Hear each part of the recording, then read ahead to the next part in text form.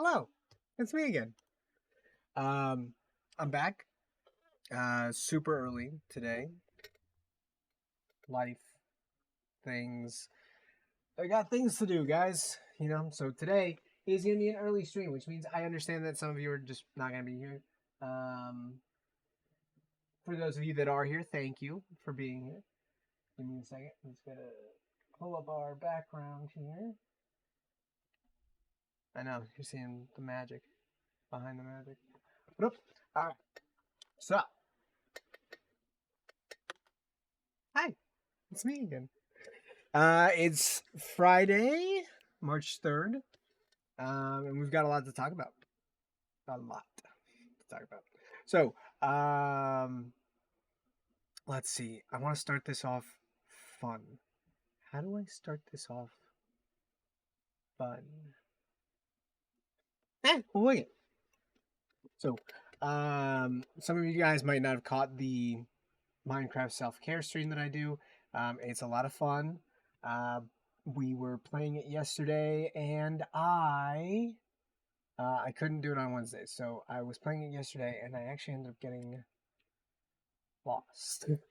Terribly, terribly, terribly lost. And I still had a lot of fun with it. We are probably going to have to do a lot to get back home, but we found some really incredible stuff, and I'm not willing to leave it behind. So it's going to be fun. It ended on a bit of a cliffhanger, but it will be coming back soon. Now, hold on. I want to take you guys somewhere fun. So let's start with... Let's do something real. We'll go here, and we'll say...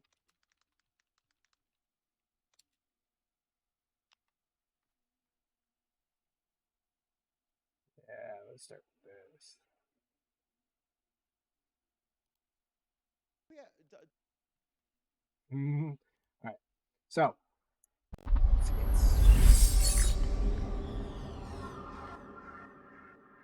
hi me. All right. So, here we are. Call, do we have DoD personnel in Ukraine now? We do. We have a couple dozen at the embassy.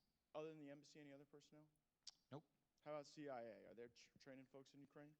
Not going to talk about that in an unclassified setting. Happy to talk about that further in the classified briefing. Is the Azov battalion getting access to U.S. weapons? Not that I'm aware of, but if you have information, I seek unanimous consent to enter into the record the Global Times investigative report that... Accused pedophile Matt Gaetz, by the way, for anyone who doesn't know. He's a representative here, representative from Florida. He, you know what? He does his best. He does his best. So I watched this earlier. I know how this is gonna go. But he's talking about the Azov Battalion. For those of you who don't know, let's pull them up real quick. I think it goes like this. So, if I'm right, here we go.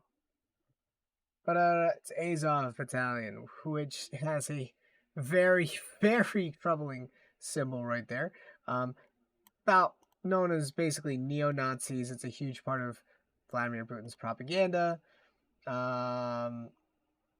Basically, they've been saying that this Azov Battalion is hunting down Jews, being Nazis, all the regular, well, not Jews specific, well, Jews specifically, but mostly Russians. It's a real extremist group that became and still is a faction in Ukraine's National Guard. That's true. But to equate them with the Kiev regime is to vastly overstate their size and influence. Yeah, I mean, again, they do probably fight for the Ukrainians, but at this point, they're taking anybody they can get.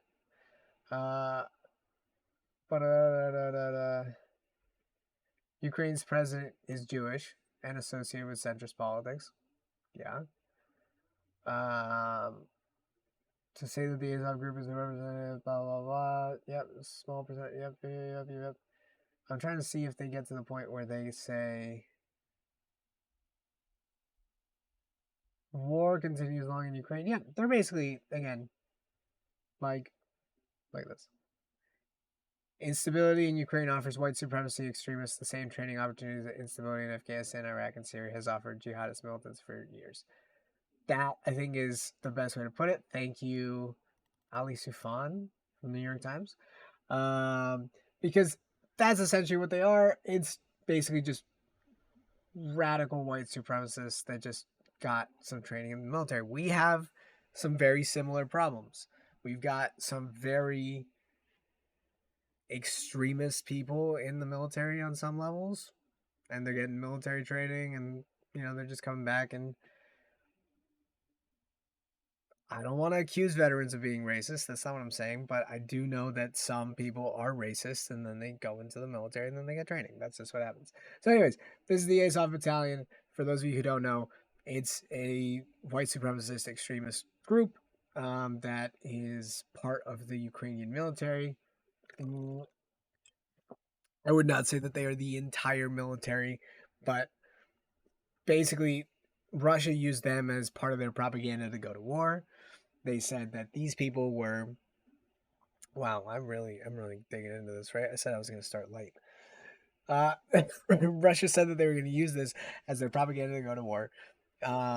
But again, this is like a small percentage of the entire military, and who knows exactly how many crimes they were committing, but I'm not going to say that it's uncommon to have some people with extremist views.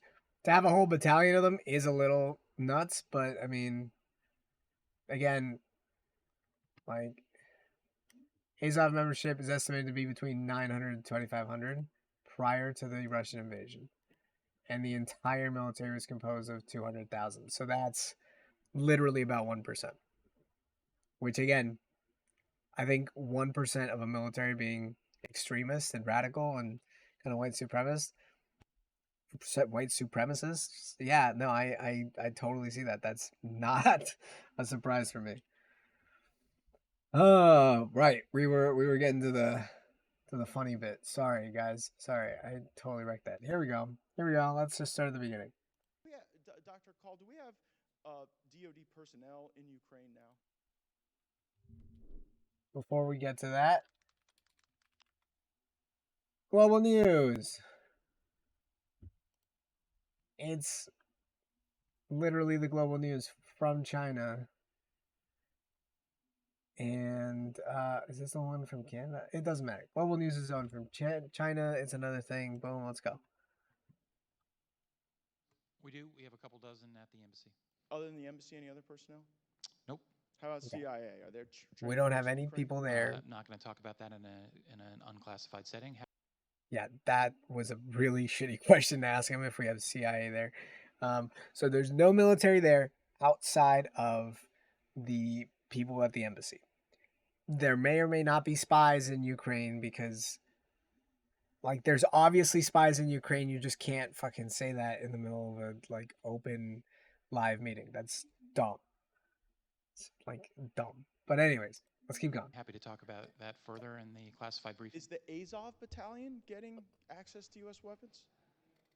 Not that I'm aware of, but if you have information, I seek happy to unanimous share it. consent to enter into the record the Global Times investigative report that that talks about training. It's from the Atlantic Council's Digital Forensics Research Lab, citing that the Azov Battalion was even getting stuff as far back as 2018.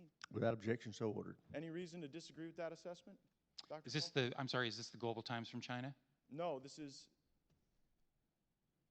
Well, That's what you read. yeah, it might be. Yeah, would that be a reason? As a general matter, I don't take Beijing's Well, propaganda. no, at yeah, face but just tell me value. if the allegation is true or false. I mean, I don't have any evidence one way or the Okay. other. As a general matter, I don't take Beijing's propaganda at face value. fair enough. I would agree with that assessment. Like, he just had to sit down and be like, hey, listen. Like, come on. I'm sorry, that's just great. You had to look at him and be like, listen, man, like, China literally spits out propaganda all the time. When I speak about China, like, I can try to post the videos on YouTube, and then it says, well, actually, I haven't posted any videos on YouTube. I need to get around to that.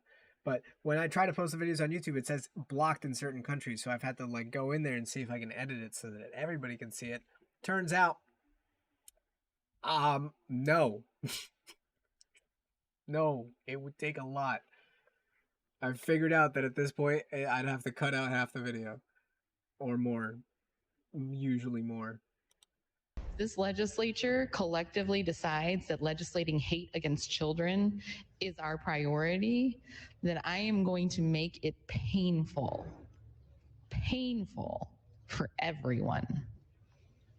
Because if you want to inflict pain upon our children, I am going to inflict pain upon this body. There's not a bill on this agenda, on any agenda coming forward, that will be spared. Every bill will go to cloture. That's Nebraska State Legislator Michaela Kavanaugh, who is grinding the state's only legislative chamber to a halt as a means of stopping legislation proposed by conservatives in that state that would ban gender-affirming care for trans youth.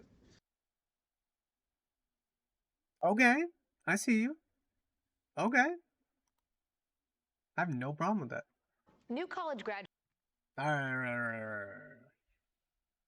Let's not get too far into this. We've got a schedule to keep. So we're gonna have to talk about the COVID lab leaks. We're gonna talk about SCOTUS and what they're up to. For those of you who don't know, Supreme Court of the United States, and World War III. This is terrible. All right, so let's start at the beginning. While I'd love to get into the whole Florida education thing, let's not get too far in there. So we have some new information. All right, and let's get into it. So this is from CNN. I don't care if you trust them or not. I just need some basic information. We'll jump around to the other ones eventually. But let's start with CNN. We learned of the Department of Energy's admittedly low confidence assessment that the COVID pandemic began with a lab leak in Wuhan, China. Tonight on Fox, FBI Director Christopher Wray publicly acknowledged the FBI believes it too. Is this an ad? What is this? With what sounds like higher confidence. The FBI has for quite some time now assessed that the origins of the pandemic are most likely a potential lab incident in Wuhan. Let me step back for a second. You know, the FBI has folks, agents, professionals, analysts, virologists, microbiologists, et cetera, who focus specifically on the dangers of biological threats, which include. They literally just ripped this from Fox. It literally says from Fox. Like literally, look, if you look at this, it literally this is the Fox News thing. Like this is the Fox News thing. They're literally just they're just blatantly doing like. Should I have just watched Fox right now? What? Okay, all right. Let's things like novel viruses like COVID, and the concerns that they're in the wrong hands. Some bad guys, a hostile nation state, a terrorist, a criminal. The threats that those could pose. So here you're talking about a potential leak from a Chinese government-controlled lab that killed millions of Americans, and that's precisely what that capability was designed for. Director Wray added that the Bureau's investigation continues and the Chinese government, in his view, seems to be trying to, quote, thwart and obfuscate the work here. CNN's David Culver joins us now with more. What is your sense of the significance of Director Wray's comments? Do you expect any official Chinese reaction? Obviously, they have swatted this down before. Oh, they're pissed. Spoilers. Spoilers. They're pissed. They do not like this accusation. Before we keep going with that, I will say that there is also just as likely a chance, if not more likely a chance, of something else called zootropic mutations. We'll get into what that means later. For now, I just want to learn all the details of what's going on. But essentially, a zootropic mutation is how viruses mutate when crossing from one species to another, from when they're replicating inside of one blood cell and how they have to adapt to be able to infect cross species. We'll get into that. We'll get into the reason why that is probably worse and also more likely and also terrible. But let's hear this out. I want to see what happens. Yeah, Let's see. they're good at doing that, and they'll continue. Also, look at this. They've got like warning signs everywhere saying it's COVID-19. Remember, look at this. This information was held back until it became politically expedient. Complicit. It's amazing how the narrative changes when you want to prepare people for war. You're likely to do it again. I mean, it's Like, significant given I hope people just aren't blindly walking into this right now. that these are his first public comments on the FBI's investigation. And he reiterates that there is moderate confidence from the agency's investigation that this started as a lab leak. I think what we would love to see is some of the intel that actually details why they come to that conclusion. But he held back on specifics, as have most of these agencies, as they've come forward with their conclusions. As far as the Chinese and how they're going to go forward with this, I mean, it's been playbook at this point, Anderson, and some of it's quite literally scripted from the foreign ministry, though at this point they've probably memorized it. And that's to say that the U.S. is trying to smear China, that this is politicizing the issue. And they often go back to that science-based approach. They say that's the way this should be done, through science. The issue with that is, while the WHO initially said after their field visit in 2021 that it's highly unlikely it started in a lab, the WHO also asked to go back. And if China really wants to pursue that science-based approach, you would think they'd say, all right, come on back in. Any data you need, we'll provide. They've done the opposite. They've said no to the data and no to another visit. Right, and I mean, the data is really critical. They have not provided the data that scientists would need to really understand exactly and zero in on the origin. That's been the issue going back to the start of this. Now, they argue that they have provided enough to allow the international science community to figure out what steps they need to move forward, and they argue that even played into some of the vaccine creation. But the reality on the ground has been that there's just been a wall after wall for a lot of these scientists and researchers who pointed out that they were not there as investigators. They wanted to stress that, and that's kind of a way to ease in from the Chinese side in particular, because they don't want the Chinese to think that they're trying to really convict them on something. The Chinese hated. Look, China's already pissed. Like we've been pushing their buttons over and over and over again. We shot down the balloon. We're reinforcing like more of the military bases around Japan and South Korea and Taiwan. We put that whole trade embargo on them under Trump. Like, I mean, no, it wasn't a trade embargo. Sorry, it was a trade war. But I mean, like we've just been pushing buttons for like a while now. You know, so I'm not surprised. But it is fun to see, like, people are just asking, like, why does the narrative change? Why is it now suddenly, like, you know, it's not just like an unfortunate thing, it's just whatever. Now, here's my perspective as a scientist. When you are presented with new evidence, you have a duty to examine the evidence. You have a duty to try to readjust your conclusions if your conclusions fall short, or if your process falls short. So when we're talking about the scientific method, there's always you start with question, the problem, the need, whatever it is. You make a hypothesis. Your hypothesis is basically you just come up with some kind of answer you think might work.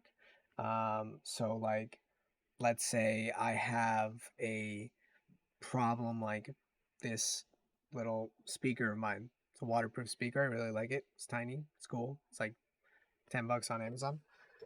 But anyways, you have this little speaker. Now the problem is that at some point, through wear and tear, the little metal part has fallen off. That's my problem. The question would be, how do I fix it?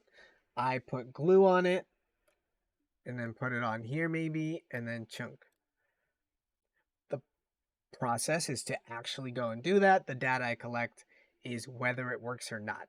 Or I could also collect data like, is there going to be a bunch of residue here? Should I clean it? Should I wipe it? Blah, blah, blah, blah, blah.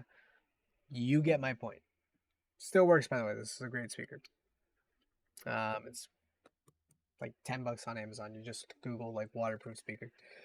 But my point here is that if you do it and then it doesn't work, then you come to the conclusion that your hypothesis falls short.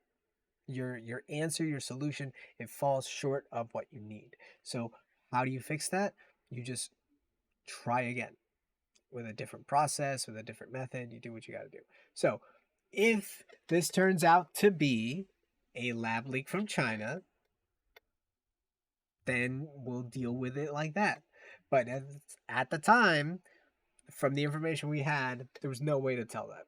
And throwing those accusations around, while, you know, fun and wildly entertaining, was basically just like the same as saying like aliens have come to the ground because you saw a balloon come down, you know, a wild looking balloon. Anyways, let's keep going. I want to see what happens. I want to see where this goes. Let's see. This idea that they would potentially be seen as to be blamed globally for this, but the reality has stood that any information that would get us conclusive evidence as to how this started has really not come from the Chinese, and that approach doesn't seem to change anytime soon. You know, it's interesting that China keeps saying about this shouldn't be politicized. They're clearly aware of. Like, here's the thing. China wouldn't give us that information anyways. If China really started in a lab, there's no way they'd be like coming forth with that. Especially after it went global, there's no way they'd be fine telling that to the world. Oh no. And like we're still stuck with it. Like people are still getting COVID now. It's been like 3 years. It's been 2+ years, 3 years. What year is it? In some quarters, a political divide that exists over the lab leak theory in the United States. Oh yeah, they're acutely aware of that, and they watch closely how it's played out here in Washington in particular, and they love that. I mean, they love to see the division over the discussion of how it started, and Democrats going against Republicans on this. That's really what they try to foster more than anything else, and they are hoping that that'll continue to distract things. The problem that they're seeing here is that there is bipartisan support to be tough on China, and the party and state media sees this in particular. And they hope for another campaign cycle more than anything else in which they'll see more division, the infighting, and then that will distract things once again, Anderson. David Culver, appreciate it. Thank you. Oh, that would be some really uplifting news. Hold on. I don't want to say that right now. We'll save that for later. We got to go deeper. We got to go even deeper. Even deeper still. All right, hold on. What is this? So, now that we've heard that, let's give him his due. Once again, Donald Trump was right almost 3 years ago. And my question is, have you seen anything at this point that gives you a high degree of confidence that the Wuhan Institute of Virology was the origin of this virus? Yes, I have. Yes, I have. And I think that the World Health Organization should be ashamed of themselves, because they're like the public relations agency for China. And this country pays them almost $500 million a year, and China pays them $38 million a year. And whether it's a lot or more, doesn't matter. It's still, they shouldn't be making excuses when people make horrible mistakes, especially mistakes that are causing hundreds of thousands of people around the world to die. Woo! Woo! He really gave him to him. He really did. Yeah. But anyways, you got to give him his due. He was right. He said it. COVID-19 killed millions of people across the world, and some journalists have spent years asking questions about the origins of the virus. One of those journalists works at this network, Shari Markson. Her documentary, What Happened in Wuhan, has been viewed more than 13 million times and uncovered critical evidence, including lapsed standards at the infamous Wuhan lab, evidence of live bats being kept in cages when that was being denied, and of course she uncovered the timeline of lab staff getting sick with a mystery flu in the weeks before COVID-19 was unleashed on the world. She was also the first journalist in the world to report on gain-of-function research taking place at the lab. Now, no one is suggesting a lab leak is the 100% confirmed cause of the pandemic. He's like, no one's saying it's 100%, but let me give you all these reasons why it's this. But given all of the circumstantial evidence, it's pretty suspicious. And now we have this development from the FBI in America. The FBI has for quite some time now. We covered it up too. That the origins of the pandemic are most likely a potential lab incident. Seriously, is everybody's source Fox News?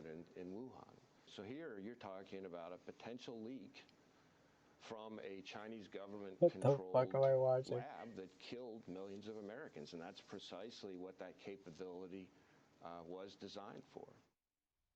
Incredible stuff.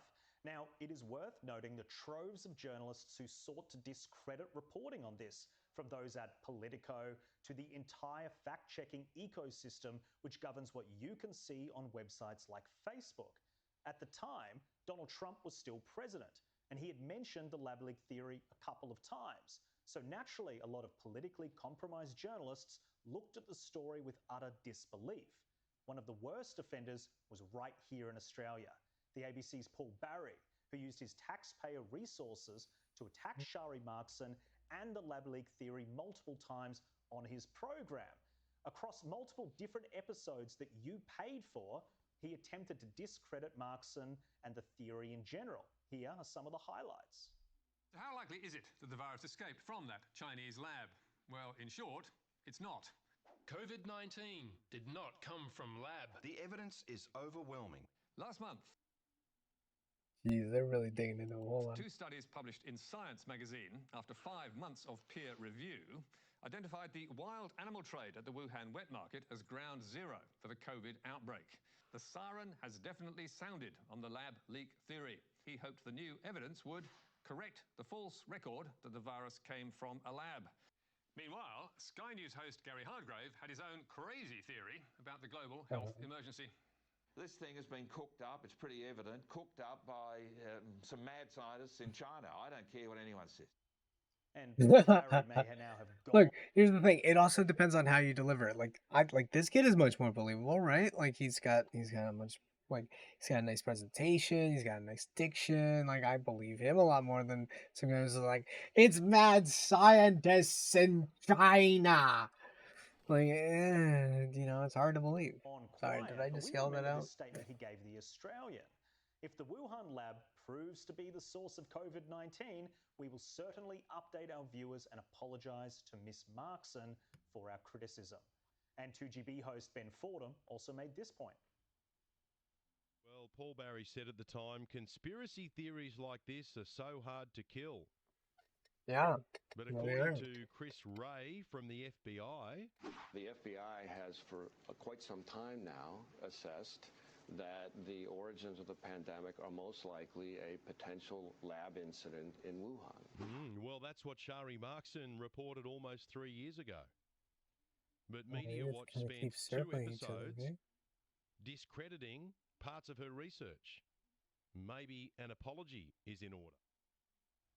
Well, Paul Barry, we are awaiting your apology. 1.8 billion reasons for an apology. Kel, what do you make of it? Government has not been transparency. I wanted the impartiality course. He's holding up the apology until after he's done the course. The ABC's laid on a special course called What course? The Paul Barry course. It's about impartiality. So this is what they'll focus on. The word partiality came into English back in the 1600s, meaning part. So when you are not impartial, you are looking at the part, not at the whole. So what they're saying is that people are getting a little too right side, left side about this. If this happened, you have this is what I'm saying about science. When you are presented with new evidence, you have the duty to examine that evidence. Now, I'm still saying that zootropics is a very, very likely cause for a pandemic. It's very easy to happen. It is also a very convenient excuse. Now, here's the thing. It could also be both. It's kind of hard to tell here. And that's the point. You can't just go wild with one theory just because, suddenly it makes more sense. And it is a little difficult to trust anything new coming out when we know that right now we're just being very militant towards China, right? We don't have evidence unless we do have evidence. And if we do have evidence, I want to see it. Somebody show me the evidence. And stop showing me the same Fox News interview, please. Look at this. This is like the third thing that's just shown me the same Fox News interview with the FBI guy who doesn't show his evidence also. Says that he thinks it's true though, but doesn't show the evidence. And that's what I need. I need to see show me the money, show me the receipts, show me the papers. I need to know. Like he's saying, what did they say? They said some people were sick with a mystery flu. And they worked with bats when they said they didn't. And something about really lax safety standards. Those are all fairly dangerous practices that could lead to pandemics. Sure. Yeah, I get that. But so is a wet market with lots of animals and lots of commingling like of blood and shit. So, and when I say shit, I mean actual shit too. I mean like blood and feces, basically. Like, it's all bad news, right? So if the wet markets are real, which, let's be real, like they, come on, they probably are. You guys know this. So if the wet markets are real, dangerous, possible origin for all types of pandemics, not just like one, like literally everything. If there's a lab where they're catching bats, which there was a lab where they were catching bats, like that's fair. If they were keeping live bats there, if they were doing weird stuff to them, if they were, not handling things right, and all this story turns out to be true, that's fair too. That could also have started the pandemic. But I need to see the receipts. Somebody's got to show me the papers, show me the numbers. Like I still haven't seen anything that actually proves it. Very early in the whole piece. Either way. Lots of different parts about the possible source of this infection, and he decided to look at his part. See, the word impartial is not a word that they really know a lot about at the ABC, hence the course that's coming. Sky News is like Australia's Fox News, so we're done here. But so this week we saw, I suspect you saw as well, two attention-grabbing headlines about the potential origins of COVID-19.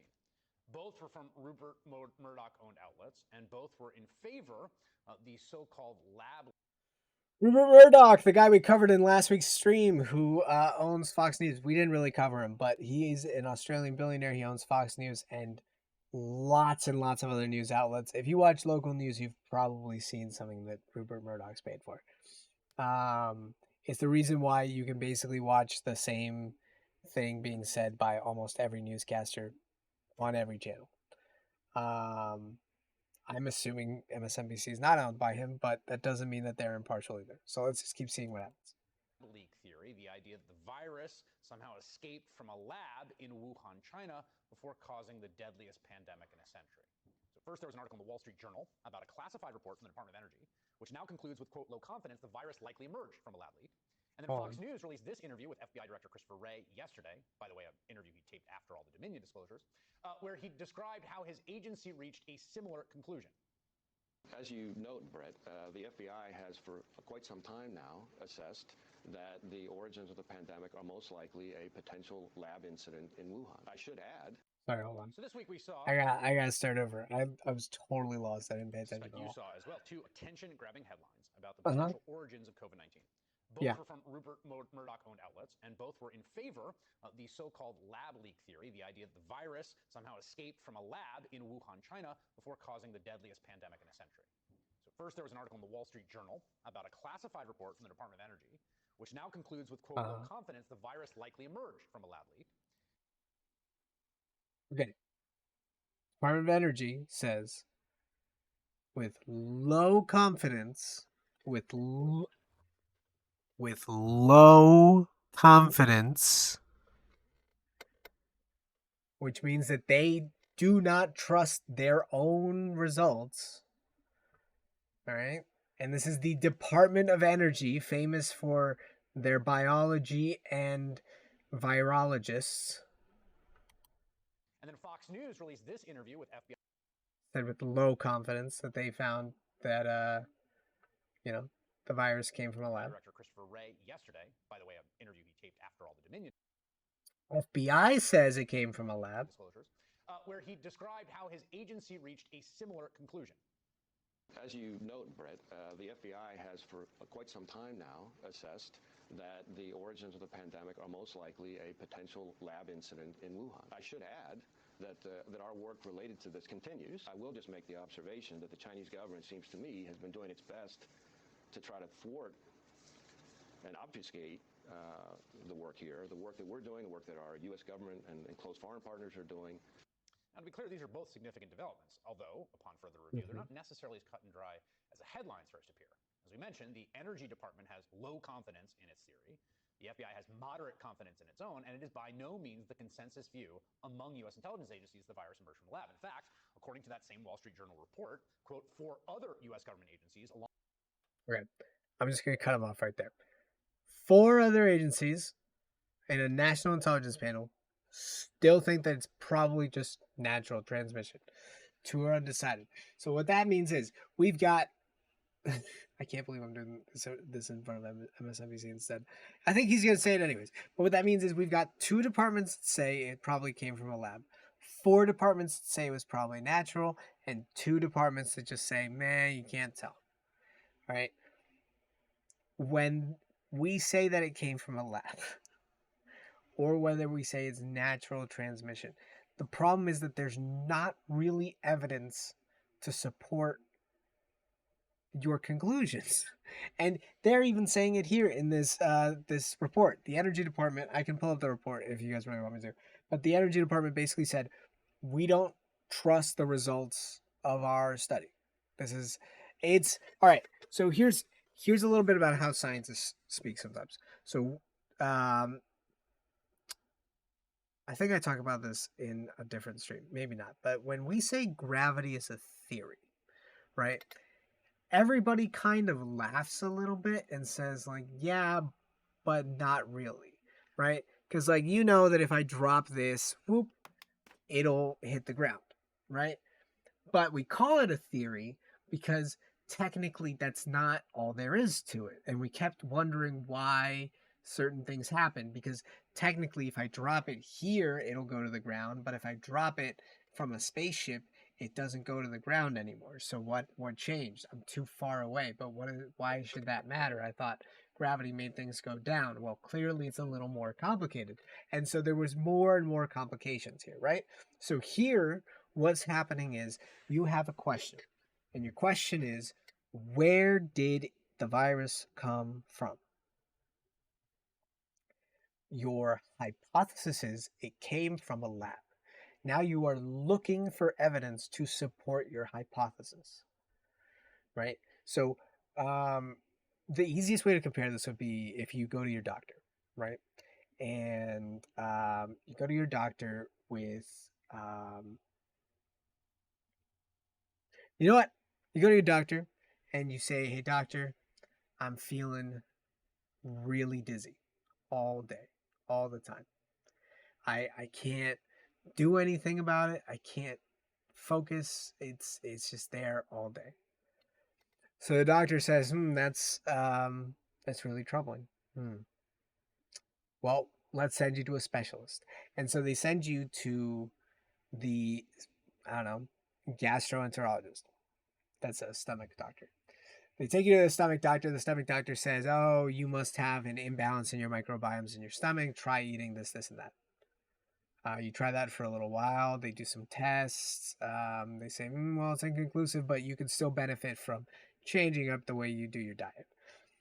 Then you go to another specialist. That specialist is I'd say they're an ear, nose, and throat doctor, right? The ENT, I think is what they're called. Your ENT says that you must have some kind of sinus blockage going on that is preventing you from fully oxygenating your lungs. And so you need to be taking certain measures, drops, and that could be the cause of your dizziness. You're not breathing right, and so you're getting lightheaded and you're just spinning, right? You try that for a few months, and then suddenly you're like, no, it's not really working. Maybe weeks, I don't know. They do some tests. They say, well, they might be a little inconclusive, but there's still some backup in your sinuses. You should still be taking a look in there. You go to your dentist, the dentist says, oh, it must be this cavity that I found, or maybe you need a root canal. I don't know, but the point is you keep going to all these specialists. They're going to give you their opinion. The FBI is giving you their opinion. And hey, their job is to investigate. They are the Federal Bureau of Investigations. Let's not knock that. But at the same time, like, we have one agency saying it might have come from a lab. They've got moderate faith in that, which means that it's like, nah. Like, if we're talking from a scientist speak, moderate means like maybe 50%, maybe 60. That's like a coin flip. Could be, couldn't be. I don't know. Now we've got Energy Department saying low likely. I would say that that's like in the 40s, maybe 30% range. They're saying, yeah, it's more likely than some of the other things, but like it also could just have been anything else. So again, while we want to make this into a big story, I think we need to keep this into context. Every agency is giving you their version of what this could be. The Department of Energy is the one that came out with the most recent report. And they're trying to tell you that it could have been from a lab. But it's also low likelihood that it could have been or at least they have low confidence in their results. And low confidence in their results basically means that if we had more evidence, we might be able to prove it. But from the evidence that we managed to get, it could be possible. There's like a half and half chance. Maybe a coin flip, maybe not, maybe less than a coin flip. But there's nothing here. It's not proven anyways. So hold on, let's see what he's going to say. Still judged that it was likely the result of a natural transmission, and two are undecided. I hope these are about Also been natural multiple transmission. epidemiological studies that conclude the evidence points instead to the virus emerging from a so-called wet market in Wuhan. These are markets where live animals are sold, sometimes slaughtered for food, and where pathogens can pick up steam and cross over to humans. In fact, that's exactly what's happened in the past, with some similar viral outbreaks like SARS and bird flu. So in the end, we just don't really know definitively, one way or the other. There are serious credentialed people on both sides of this argument. What we do know is that, as with nearly every aspect of this pandemic, from masks to vaccines, school closure, social distancing, the origins of the virus itself have become indistinguishable from a larger culture war. Fox News and right-wing media in particular ran with these latest lab leak headlines because they fit their culture war narrative perfectly. First, because it is, in their view, wow, Chris Hayes, action based? What? No, yeah, this is true. He's got a really good point. This became like a huge culture war where like now suddenly Democrats are wrong for not investigating the lab leak enough. Now suddenly everyone's, to blame Fauci and whatever because they didn't believe in the lab leak theory. Like at the time, it didn't really matter where it came from. What mattered was fixing it. Like these are the kinds of people that would set a building on fire and then suddenly stand there as it burns and be like, wow, it sucks that this place is burning, but like, I wonder, where that fire came from. Like, da da da da.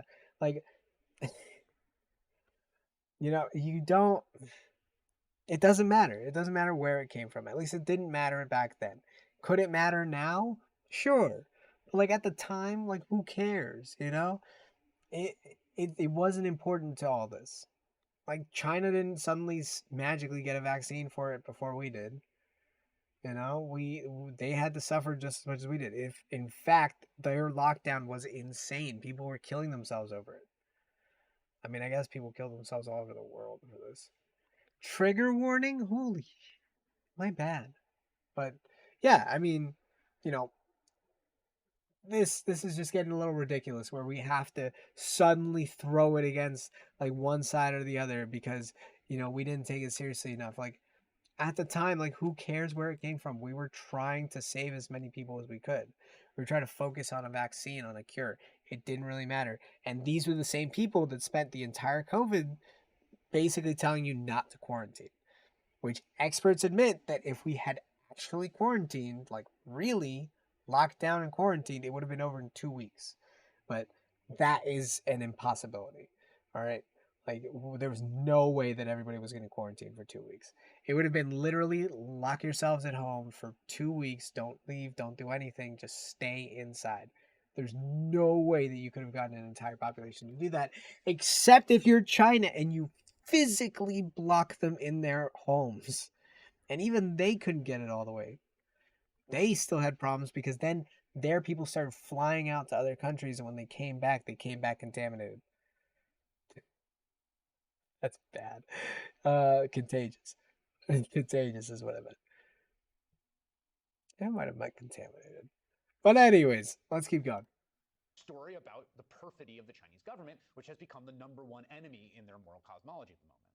Also because it allows them to take potshots at more traditional media outlets, which Fox says were too eager to dismiss and shut down the lab leak theory. Now, I have to say, there's a kernel of truth to the idea that some folks were... I wasn't around for that time, at least not like live, so you can't find it. But I shut it down too. Yeah. I mean, not all the way. It seemed just as likely. Like I said, scientists, like you gotta accept that both possibilities are likely. There was a percent that it could be this, there's a percent that it could be that. If you guys have ever played there's a game called Pandemic or Plague Gang? I don't know. The point is, it's a really fun game. You get to basically pretend that you're a virus, and you upgrade your mutations. You try to infect as many people as you could. COVID-19 does kind of act like a mutated virus. It's incredibly infectious, and it's quiet while it's infectious, and then it becomes deadly. Like, that is a very, very well-made virus, if it is a made virus. But again, the evidence. I need the evidence. And honestly, like, the way things are going, we might actually, again, I don't want to start wars or anything, but a little preview of what's coming later. We might actually end up getting to see this evidence if we take some more aggressive action.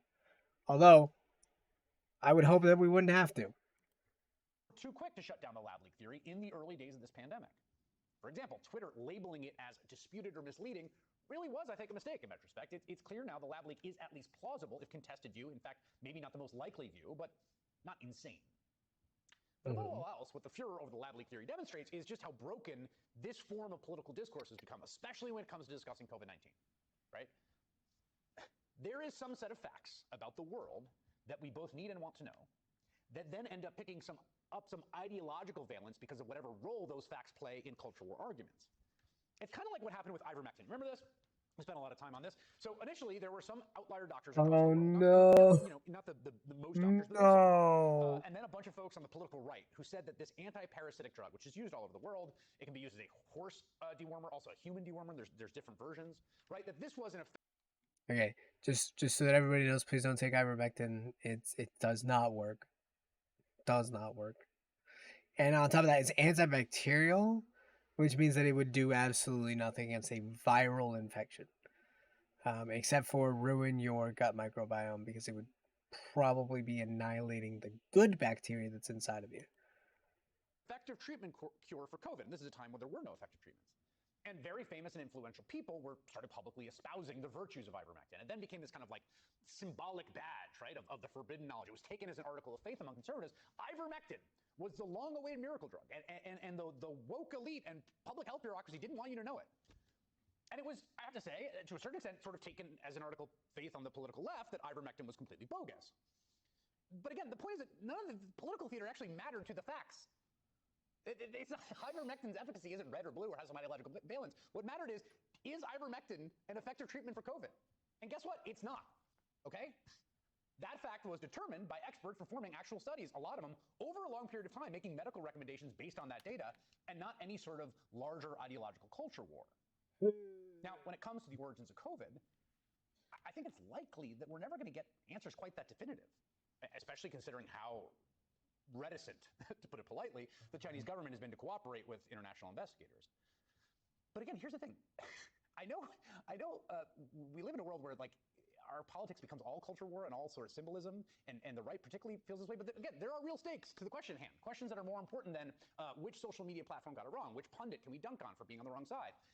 If it is even plausible that a deadly virus, the deadliest virus we've seen in generations, could possibly leak from somewhere like the Wuhan Virology Lab or another lab in Wuhan that's part of the Chinese CDC with all its top-level security or similar entity, then we should probably think hard about what that would mean for a regulatory standpoint.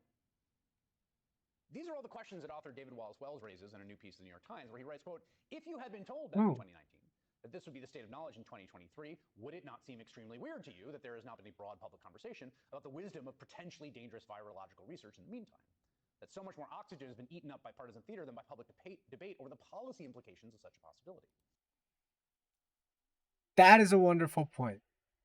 That is actually probably the best point I've seen in this entire argument, which is that we've spent so much time trying to figure out who got it right and who got it wrong that we haven't actually thought about what does it mean when a government loses a virus? Like, what do you do? What do you do in that case? Like, that should be the real question here. What do you do when a government loses a virus? How do you, well, first off, what did they do wrong? Because how do you fix that? You know? And what should be done if that happens? Because it's not like we can stop research, you know? And if this is just research, which again, you know, like who knows? But if this is just research, like we might be willing to believe it is, then someone messed up here. Someone got it wrong. How do we fix that? How do we make it so that that doesn't happen again? And that is a shocking lack that there's been a shocking lack of that in this whole conversation. That's a huge missing gap here in this this little chat. You know, like we've been spending so much time trying to figure out, like, did Fox News say it? Did the FBI say it? Like, did Trump say it? Who's saying it? Who didn't say it? That we haven't actually just taken the time to consider, like, okay, is there a regulatory problem? Is there a problem in the way that we conduct our research? And is there something to learn from this that we might actually, because I mean, let's put it this way, there's no way that the CDC here in the United States is not also studying viruses, right? Like, that's their entire job. Their entire job is basically to sit there with their incredible laboratory, by the way, because they get like some real nice government funded labs. I'm not saying that all of them are up to standard, but I am saying that a lot of that money pays for some really nice equipment. Now, they spend all their time studying some of the worst viruses known to man. They've even got a vault where they keep certain samples of like really, really dangerous stuff. Most of which I think is public, but I mean, there might be some classified stuff in there. What do we do if they mess up? What do we do if there's a smallpox V2? You know, return to the smallpox. What do we do if we all start getting sick with some kind of mystery virus and it starts here? How do we fix that? So I'm glad that somebody brought that up. David Wallace Wells will join me here at the table to discuss this very issue.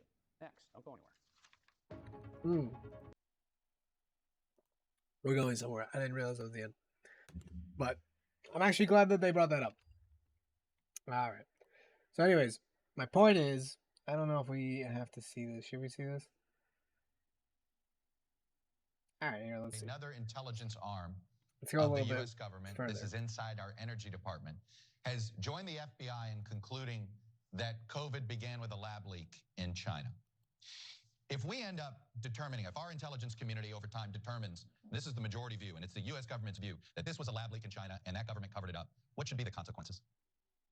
Now, before we get to Republican Senator Dan Sullivan's answer to Chuck Todd's question, I think it's worth visiting the reporting on the allegations regarding the lab leak and how it might have led to the coronavirus pandemic. This has to do with a new report based on new intelligence by the Energy Department. And while the Energy Department has come out with this conclusion, they say that it is a low confidence conclusion and Julian Barnes of the New York Times said some officials briefed on the intelligence said that it was relatively weak and that the Energy Department's conclusion was made with low confidence, suggesting its level of certainty was not high while the departments shared the information with other agencies. None of them changed their conclusions. All right. I just realized this is just taking a lot of time here, but let's see what they say. The problem with giving any attention to it's an international lab leak is that it was the very first assumption of the deeply paranoid. It's entirely possible that it was natural. All right, so here, look. We're going to get into zootropics real quick. Now, I hope there's a quick video that we can find. It just kind of talks about this. Nope, that's nootropics. That's... Nope. All right. Hold on. The spread of... the mutation of viruses in animals. This is a TED Talk from 3 years ago? Nice. Perfect. TED Ed. Takes 2 seconds. At a Maryland County fair in 2017, the prize pigs were not looking their best. Farmers reported feverish hogs with inflamed eyes and running snouts. But while fair officials worried about the pigs, the Maryland Department of Health was concerned about a group of sick fairgoers. Some had pet the pigs, while others had merely been near their barns. But soon, 40 of these attendees would be diagnosed with swine flu. More often than not, sick animals don't infect humans, but when they do, these cross-species infections, or viral host jumps, have the potential to produce deadly epidemics. So how can pathogens from one species infect another, and what makes host jumps so dangerous? So I hope they're going to get into it now. But essentially, what happens is that for a virus to be able to go from one species to another, especially ones that are maybe not so close in like genetic structure, like let's put it this way, it'd be hard for crabs to eventually, well, certain species are really hard to cross over into our genetic, makeup. We're just very distant genetically. I'm not going to say any species in particular because now that I think about it, a lot of species could easily just cross it. But there's a specific kind of genetic lock almost where you need the right key to activate the right part, or else it just wouldn't work. They just wouldn't click together, and so it basically just bounces off. But viruses are a type of organic parasite infecting nearly all forms of life. To survive and reproduce, they must move through 3 stages: contact with a susceptible host, infection and replication, and transmission to other individuals. There you go. So host, replication, transfer. As an example, let's look at human influenza. First, the flu virus encounters a new host and makes its way into their respiratory tract. This isn't so difficult, but to survive in this new body, the virus must mount a successful infection before it's caught and broken down by an... So again, when talking about COVID, it was very similar. It was an airborne pathogen. It basically hitches onto little water particles in the air, flows into you. Part of the reason why everybody said to wear a mask is because if you have it and you are wearing the mask, then you won't shoot out those particles into the entire air around you, right? Like, this is a decently sized room. If I were to cough in here, there's a chance that anybody in this room could get it because the air in here is stagnant. It's just circulating in here, right? Now, I think we found out that it only survives for, I don't know. I'm not going to throw any accusations out, but I think it was like a minute or so, maybe a few. Point is that the reason why we said wear a mask is so that you aren't tossing these particles into the air around you and then getting everybody else sick. So theoretically, if you're healthy, you shouldn't wear a mask. But because you can't trust everybody to do their best, we said everybody wear a mask, right? Because theoretically, the best mask policy that you could practice is wear a mask when you yourself are sick. That's about as good as it could get. And also, if you're a doctor performing surgery and exposing yourself to, a medically vulnerable person. But that's very, very different. But anyways, let's keep going. Immune response. To accomplish this task, viruses have evolved specific interactions with their host species. Human flu viruses are covered in proteins adapted to bind with matching receptors on human respiratory cells. Once inside a cell, the virus employs additional adaptations to hijack the host cell's reproductive machinery and replicate its own genetic material. Now, the virus only needs to suppress or evade the host's... Again, basic virology. Virus goes in, takes over a cell, forces that cell to... So cells basically print out proteins. It forces that cell to instead print out viruses, which are essentially a protein. Very complicated protein. Viruses are weird. Immune system long enough to replicate to sufficient levels and infect more cells. At this point, the flu can be passed on to its next victim via any transmission of infected bodily fluid. However, this simple sneeze also brings the virus in contact with pets, plants, or even your lunch. Viruses are constantly encountering new species and attempting to infect them. More often than not, this ends in failure. In most cases, the genetic dissimilarity between the two hosts is too great. For a virus adapted to infect humans, a lettuce cell would be a foreign and inhospitable landscape. But there are a staggering number of viruses circulating in the environment, all with the potential to encounter new hosts. And because viruses rapidly reproduce by the millions, they can quickly develop random mutations. There we go. That's what I wanted them to get to. So while the virus is in you and it keeps replicating, every time it replicates, there's a chance that the replication will go wonky.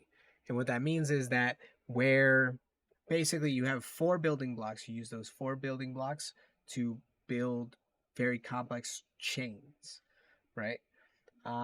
Depending on the order of the chain, the structure of the chain, different functions come out. What ends up happening in these mutations is that these chains get all wonky, and every now and then it messes up. And instead of using the correct block, it replaces it with one of the other blocks. And what happens in that case is that the function can actually change slightly, or the entire thing is just dead on arrival, which happens more than you think. In fact, you do it all the time. There's tiny, tiny imperfections all over you because DNA just works like that. When it's being replicated, it randomly mutates a little bit, it randomly changes. Some of those random mutations will eventually cause cancer. I'm putting this out there because we have a lot of evidence on that. Some of those random mutations are cancer. Some of them are just dots. Some of them are just random cells that live for a day and go away. But some of those random mutations can stay. Some of them leave. It's very, very common. That's why actually you can see like your freckles. Freckles are actually a part of your skin that got a random mutation that essentially makes it so that that part of your melanin is a little darker than the rest of it. And that's what freckles are. But my point is that your cells do that naturally all the time. When a virus comes in, it hijacks that system in a cell and forces it to do it over and over and over again until the cell dies. And in that process of like infinite replication, it causes mutations that just come out like crazy. Mutations will have no effect or even prove detrimental, but a small proportion may enable the pathogen to better infect a new species. The odds of winning this destructive genetic lottery increase over time, or if the new species is closely related to the virus's usual host. Right. So the more it replicates, the more likely it is to spread, or the closer you are, right? So there are certain viruses, let me put it this way. There is a virus that can jump from human to plant. Okay, you could actually get a plant sick. I believe it's a kind of tree. We're not going to get into that.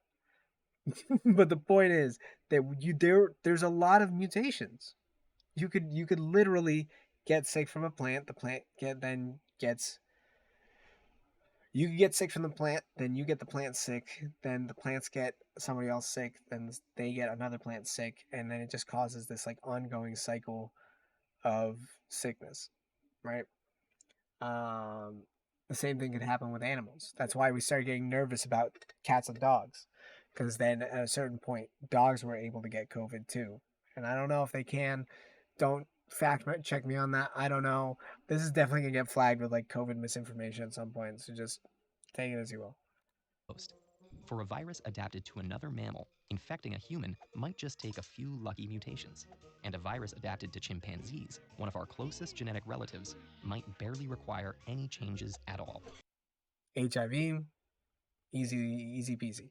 Now here's the thing. HIV happens when you mix blood, right? So all this thing about like somebody had sex with a monkey and that's how HIV started, easily could have been that they just got scratched by a monkey and the monkey had like a open wound somewhere, or they just got their hands mixed up with some blood. Like, easy contamination there. So let's not jump down that train. But that's what I'm talking about. Human to animal, animal to human, it's an easy jump. It takes more than time and genetic similarity for a host jump to be successful. Some viruses come equipped to easily infect a new host's cells, but are then unable to evade an immune response.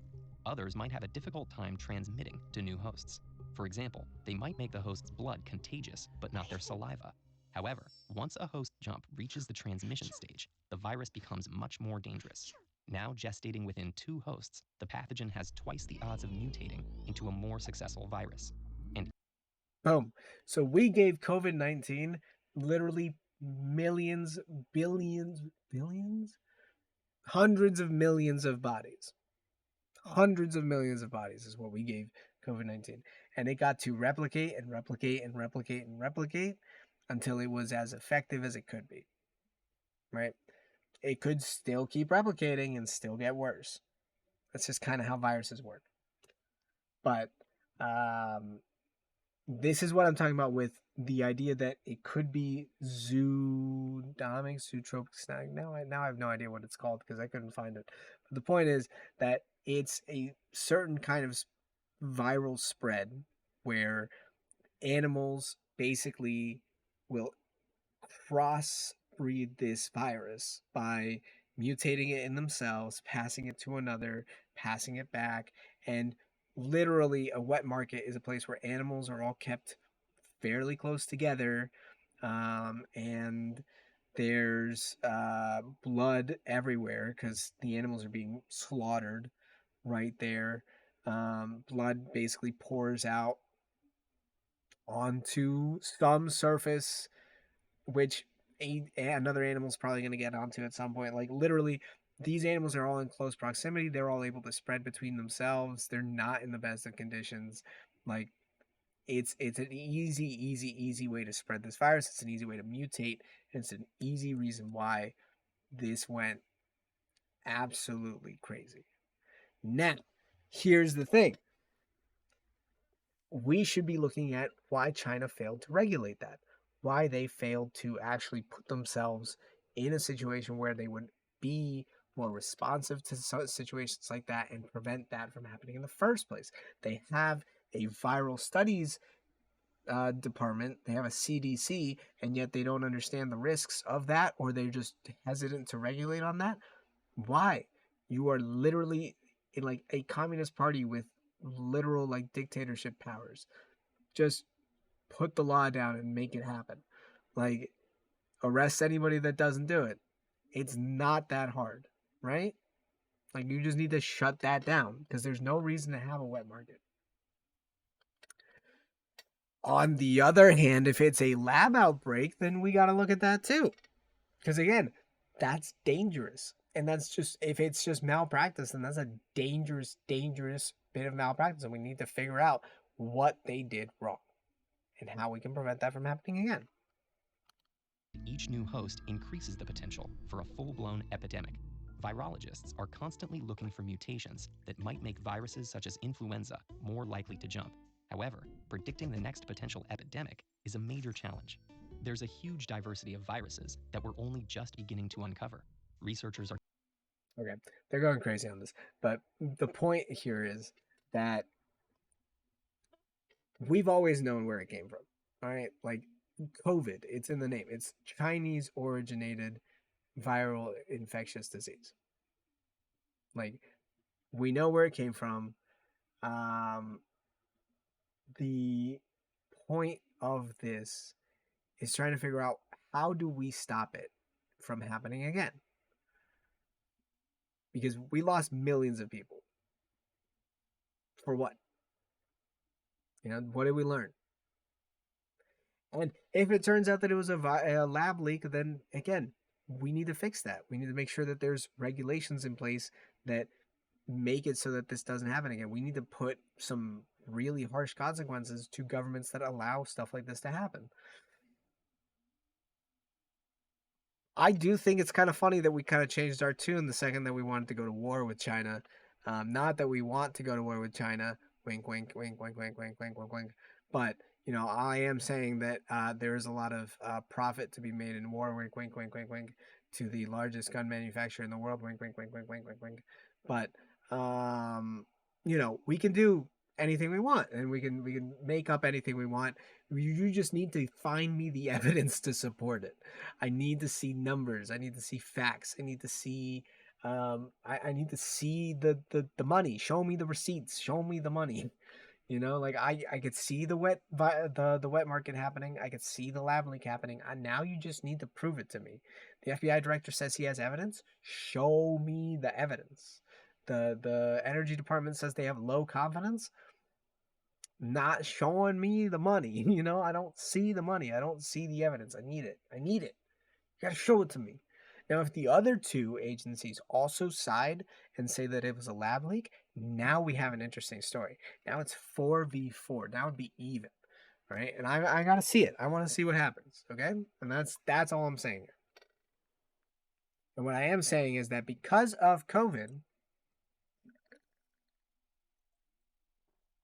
we managed to get into a really interesting legal situation where Trump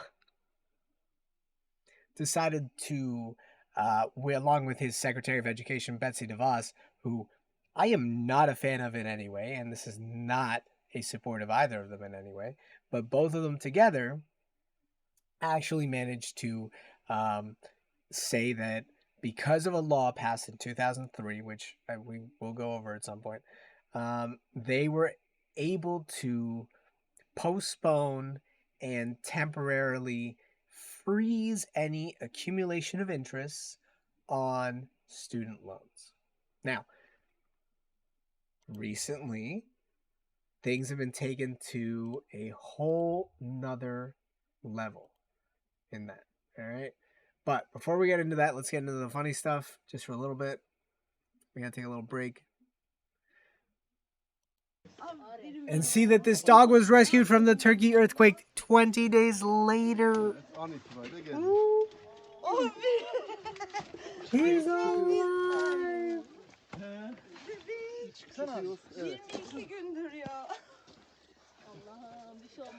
We talked about it before, but you know these rescues from Turkey are getting rarer and rarer because at this point, you know, if you didn't die from the initial impact, some of them are succumbing to injuries, starvation, thirst, dehydration. You know, like it's not going well.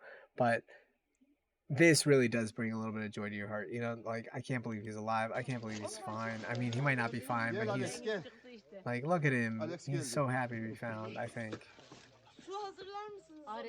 Oh, definitely. He's like, it's people. Oh. Gel. Evet. Evet, kadın 22. gün, evet. Tatlım benim. Merhaba. Oh, so cute. He's alive. Oh. All right. So, eventually, I have a surprise twist for you guys. A little update on something that happened, but we'll get to that later. For now, let's talk about SCOTUS, Supreme Court of the United States. What's up? Hi. Why so early? I said it was going to be early yesterday. Life stuff. Yeah, I know. 2, how long you stream? Got like 2 more hours. Yeah. Maybe 3. But probably 2. Anyways, we just got done with the COVID bit, which was fun. It was fun.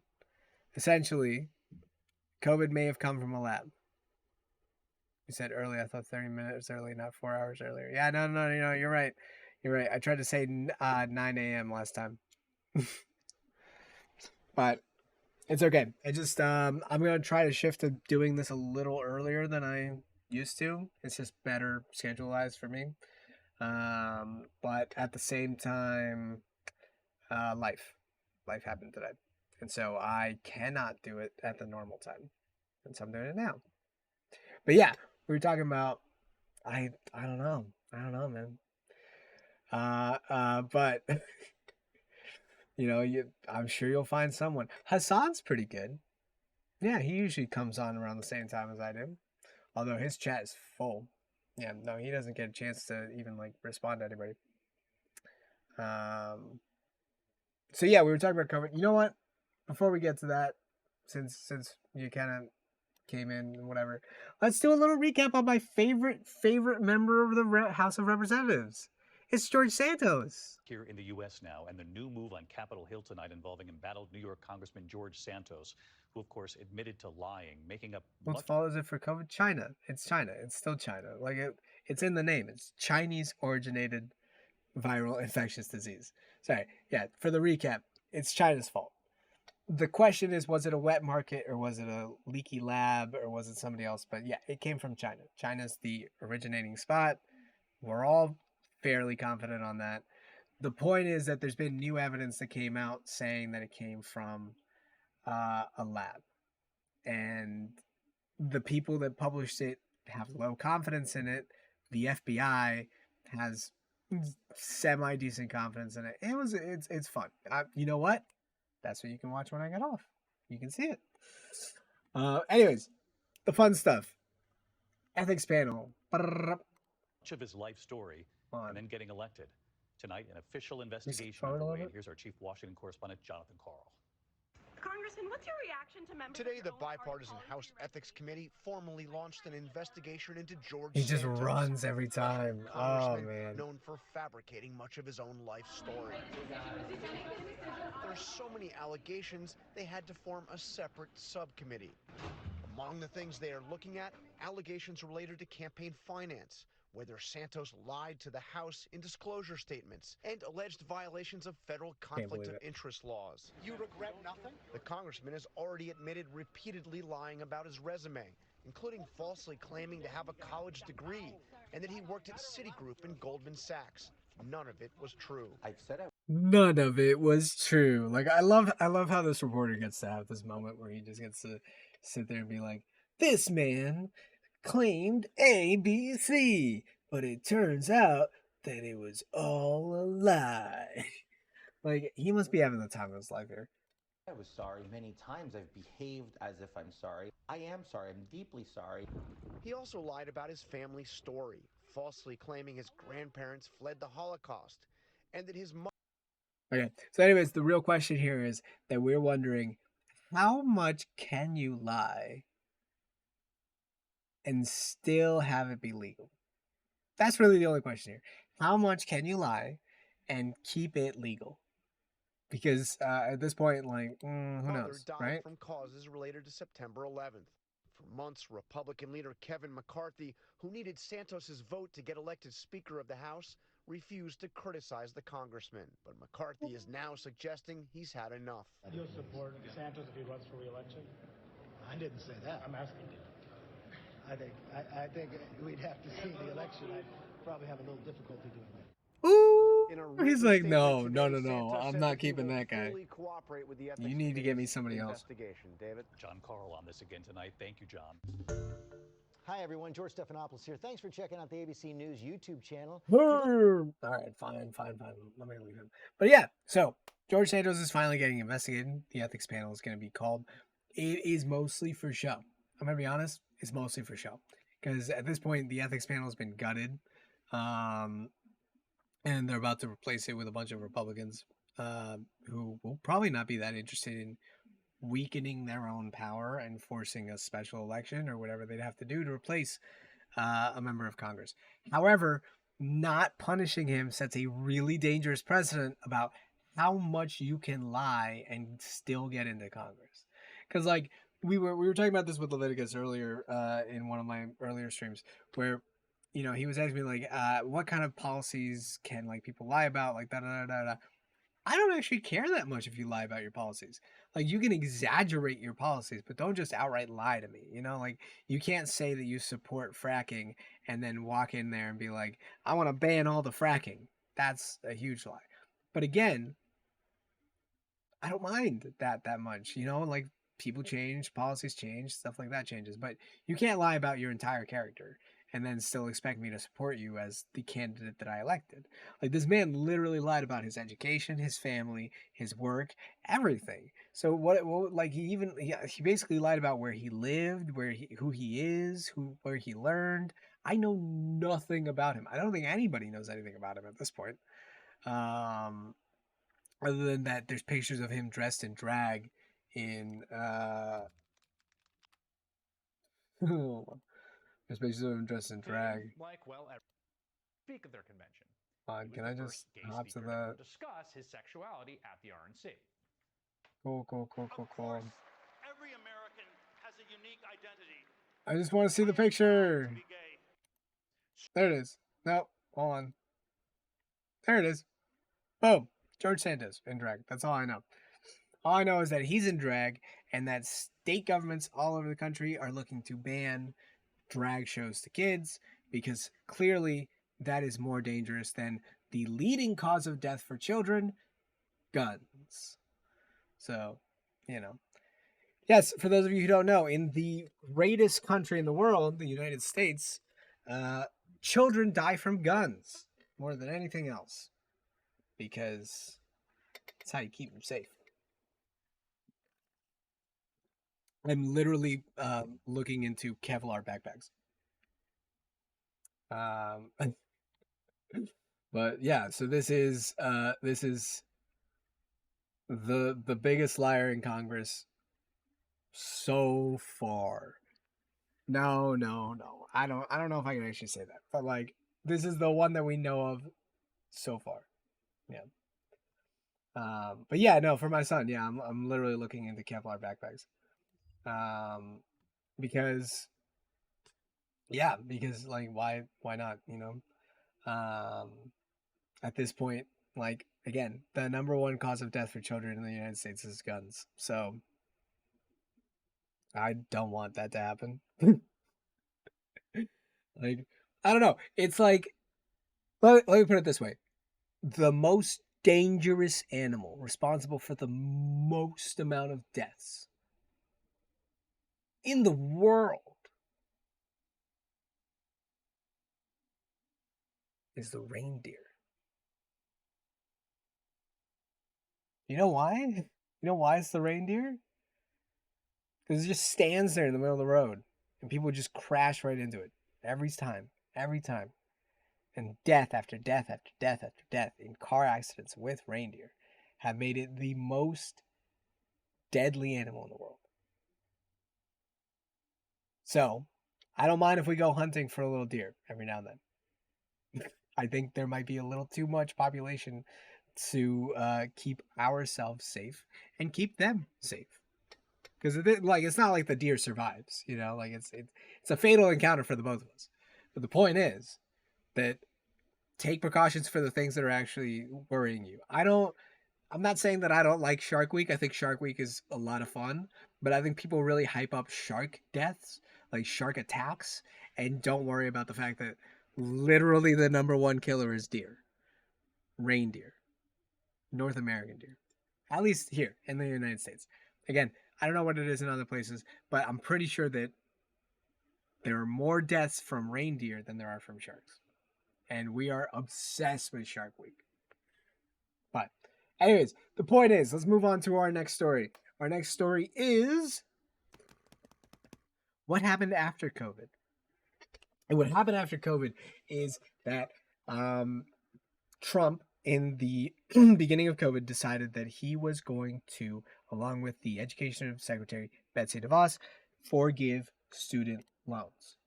Okay, we were going to talk about the internet ending, whatever. No, I'm not saying that they are, but there is one particular kind of super dangerous shark. Sorry, not getting back into that. And yeah, dolphins are the real monsters of the ocean. But again, let's not get into that. The point is, at a certain point, Betsy DeVos and Secretary of Education Betsy DeVos at the time, and President at the time, Trump, both worked together and decided that they were going to basically they were going to let people stop paying their student loans for a period of time. They said that under a 2003 law passed by Congress, they were basically allowed to take action in cases of emergencies, right?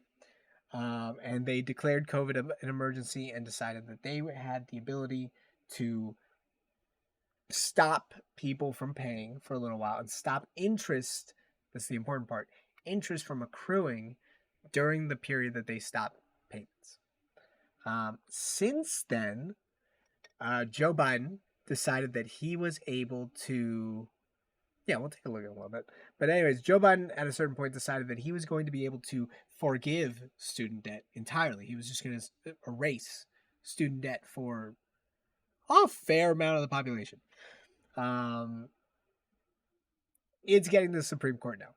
And that's what we're going to talk about now. The Supreme Court. If you're one of 40 million Americans whose now financial fate is up in the air, essentially, don't they deserve to know if having their back means that there's an actual backup plan in the works? Or if it's simply that, you feel that the way that you've gone about this now is your best shot at this, do they deserve to know that too? What I can tell you is, yes, we have their backs. That's why the Secretary, on the same day of the arguments, made sure that we sent out an email to millions of borrowers to let them know that we will have their backs and the President will continue to do so.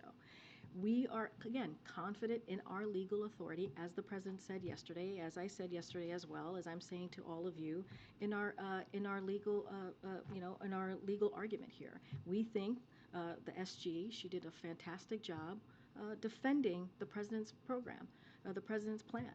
And so, again, we're going to see how this plays out. We're certainly not going to get ahead of the Supreme Court and what they decide.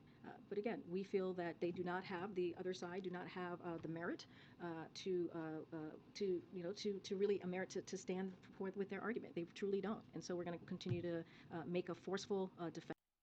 Okay, this is actually really interesting how she's going about this. So the problem here is that one side is arguing that they are able to forgive this debt because of the law that Congress itself passed. The way that the law is written, it gives the Secretary of Education powers to basically alter or adjust conditions on these regulations and statutes, is essentially what it is.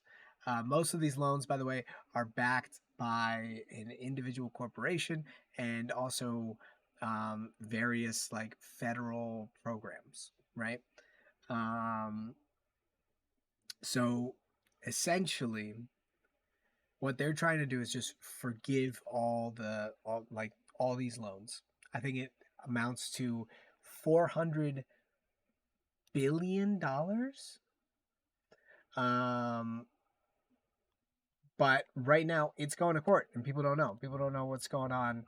People don't know what to say. They don't know what's Advocates for President happening. Biden's student loan forgiveness program are. That's not. I'm currently not a fan because that's just going to make everyone else's taxes higher because someone's going to have to pay for it. Government should definitely forgive student loans because, a lot of people are dealing with a lot of things in life and the struggle is real out here. I don't really think the government can. Thank you. I'll take a look at it in a second.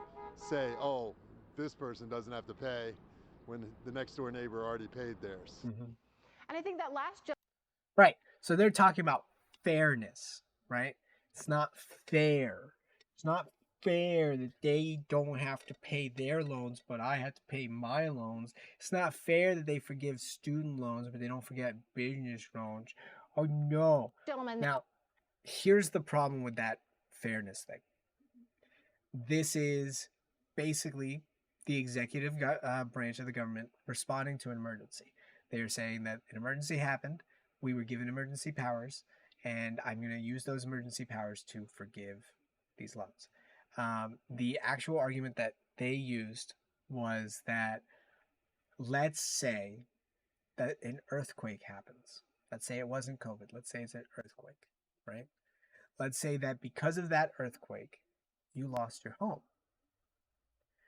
Should we have powers to in that emergency, be able to forgive their loans on the home that is now literally not standing.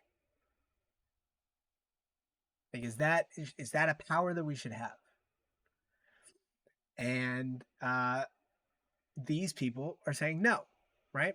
And at a certain point, the justices even kind of agreed and said, you know, this problem isn't really, like, the problem of fairness here isn't really up to us. It's up to Congress to figure out. Because technically, they did give this power to the executive branch. They gave them the power to adjust the terms of statutes. The problem here is this an adjustment or is it a outright cancellation? And they're arguing over that in like the high legal level of the courts. You know, There, let's see Stuart, how this really ends. underscored what, in my opinion, is a moral dilemma that the Biden administration has backed itself into. Yes. How can you justify some folks having their loans forgiven while other people have already paid them off and they're going to get nothing? Or perhaps other people have made real life decisions because they recognized early on they didn't want to take out that debt to pay for student loans. Yes, it's just not right, is it? It's just morally wrong in so many ways. That's my opinion. I'm currently not a... And see, they're talking about how it's morally wrong, right? Wait, we don't have what in the USA. What, student education? Yeah, no, we have to pay for our college. We gotta get student loans. That's the only way. You don't get to go to college for free. You gotta pay for it. Mm-hmm. The student loans are, yeah, no, students like school loans or student loans are essentially special types of loans where you take out debt and then you don't have to pay it back until a few months after your graduation. But you are basically on the hook for almost 100% of your education. You can apply for federal programs for assistance. There are scholarship programs that you can apply to, but most people just kind of make a little patchwork of funding basically to go to school. That's what I am saying. That's what we've been saying, right? Because here's the real problem. College now is essentially non-optional. Like, you don't really get to be part of like the modern world without college. And yeah, that's exactly the problem that I've been having with all this. That's exactly what I've been talking about. And that's why I say that one of the best things that you could do after fixing the election system, like I said that we should do, is you should be able to get a receipt from the government about your taxes every year. Every year you should be able to get a little receipt. I mean, not little, obviously. It's probably gonna be like a pamphlet. And then they should just break it down for you, like percent. Like, let me put it this way: the government already knows what I owe in taxes, but it is still up to me to do all the calculations myself and send it in, right? Like, I still have to sit there and do all the math myself and send it to them. They know what I owe. Just send me the bill. Like, you did the math already. Just literally just send me a bill every year. Say, this is what you owe us. And I'll say, all right, cool. Here's a check. Thank you very much. And I'll send it off. But then what I'm keep saying is that then I should get back, hey, last year you paid da-da-da-da-da in taxes. If you break it down, this is where your money went. And then suddenly I feel a little better about the fact that my money went to bombing kids in the middle of the Middle East. Like, now I can feel so comfortable that I'm keeping everybody safe by bombing children. Oh, love it. Come on. Come on. Like, this is not rocket science. Like I don't understand why we're struggling with this. But here what happened is, on a legal sense, we gave some powers to the executive branch. The executive branch decided to exercise those powers, but is now being met with resistance. But the really interesting part that we haven't actually talked about yet is that the people that are bringing this suit are basically different states collectively. I think it's a collection of 6 different states that are basically saying it's not fair. And honestly, I understand. I dropped out of college, and I dropped out of college because I didn't want to take out a loan.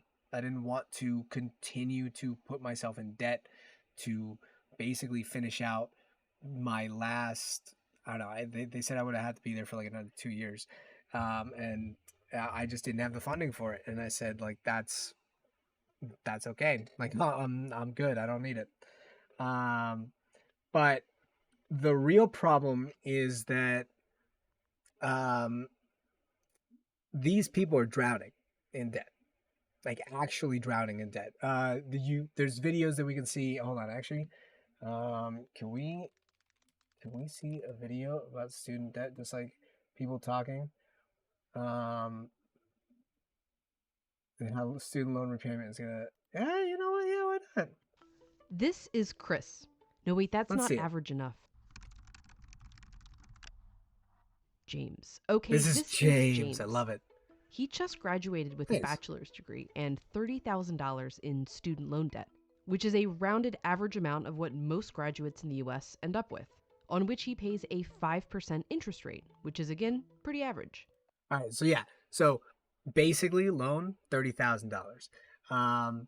That's if you really limit yourself and you're actually $30,000 for a loan is if you're also supplementing it with like your own personal college account that your parents probably started for you when you were a child, and some patchwork of scholarships / federal programs or And state this programs. is Mary. Mary also took out the exact same loan. James's payment plan allowed him to be debt-free in 10 years, while Mary's repayment plan meant that she ended up owing more money after paying towards the loan for a decade. The Supreme Court is about to decide the fate of President Biden's plan to forgive up to 20. That's the problem. That thing that they said. Some people end up owing more after paying. And part of it is that they structure the debt in a really strange way, where what ends up happening is that you are paying. Oh yeah, 10 years too. Yeah, that's how long it takes. Yeah. But after 10 years, she actually ends up owing more because what she didn't realize is that whole time she wasn't paying the principal, which the principal would be the actual like bulk of the loan. Instead, she's paying interest on those loans. So the bulk of the money that she pays isn't actually going to paying down her debt. It's just paying the interest that has been built up on that loan. And so this is what they want to forgive. They want to forgive. Basically, they assume this is basically as predatory loans is what we call it. They're being hunted down and they're trying to essentially like keep these people in debt forever. There was a famous cover I think I saw of this woman, and she was saying, "I'm a teacher. I've got 16 years of experience. I've got like my master's and da da da da. I have 2 other jobs and I sell my blood to pay the bills." And it's because of this debt. It's because of this debt. Like that kind of education, the kind of education that provides like a quality individual that can actually perform like the duties that we want them to, it costs money. And that money is then being extorted basically from them. Like we literally force them into these crazy debt cycles. But hold on, let's keep going. I only stopped at like 40 seconds. $20,000 in student debt. But that is by no means the only big thing that the Biden administration has done on student debt. One of his other moves that was actually announced the same day as mass debt cancellation got much less attention, but is arguably going to make a much bigger difference in the long run for student loan borrowers. The other big part of Biden's plan will change how Mary, James, and most other current and future borrowers will repay their student loans. Here's how. Let's start with James. On this loan, his monthly payment would be $318. Look at that. By the way, a car loan is also about the same. Although some people are paying like $700 a month for a car loan, which no, thank you. Like God, like who got themselves into those crazy debts?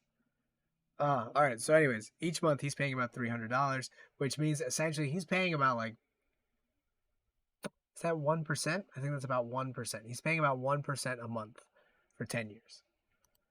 And this is his payment. To his car loan. Again, car loan. You got to get a car loan to get a car. Yeah, you can't afford cars either. You got to get a loan. And people in this country, everything is in credit. Nobody actually buys anything outright. If you want to get a car, you get a car loan. If you want to get a home, you get a mortgage. If you want to get an education, you get student loans. If you want to start a business, you do small business loans. Like, oh yeah. There's no, yeah. No. God, no. Like the closest, like let me put it this way. If I wanted to get to the closest grocery store, I would have to walk somewhere with no sidewalks for about 2 miles, maybe 3 miles, which I guess is like, I don't know, like 10K. Yeah, I'd have to do like a 10K there to get my food and then a 10K back. And I guess I could do that on a bike, which is not terrible. I used to have a motorcycle. I still have a motorcycle. So like that was much better. But eventually I needed a car. I mean, you can't throw a baby on a motorcycle. I mean, you can, but it's not legal. You know? Schedule. It's like a mortgage or car loan where the interest essentially gets paid off first. So his right. So this is what I was talking about. So they're paying the interest and then the principal, right? Which means that the interest, which should be going down with each payment, is barely going down because they're barely making a dent in the actual principal. The balance stays the same. His first month on a 6-lane road. Yeah, no. Yeah, see, I'm glad you watched Not Just Bikes, so you understand. But yeah, Stroads are like the bane of my existence. Like public transportation here is a nightmare, and it's by design. It's because car companies love the Stroad. You know, that's their like business model. James owes $125 in interest. So the remaining $193 of his monthly payment goes towards the loan's original amount, the principal, which then lowers his total balance. It's called amortization. Each month, less of his monthly payment goes towards interest and more towards the principal. Those monthly payments make his total amount paid go up and his balance owed go down. So in case you're ever in a situation where you get a loan, the easy way to hack this is actually to just pay a little more than what the monthly says to pay. So if it says like you have a monthly payment of like $300, if you pay $350, you actually end up putting more towards the principal and your interest goes down faster, and so you finish up the loan faster, right?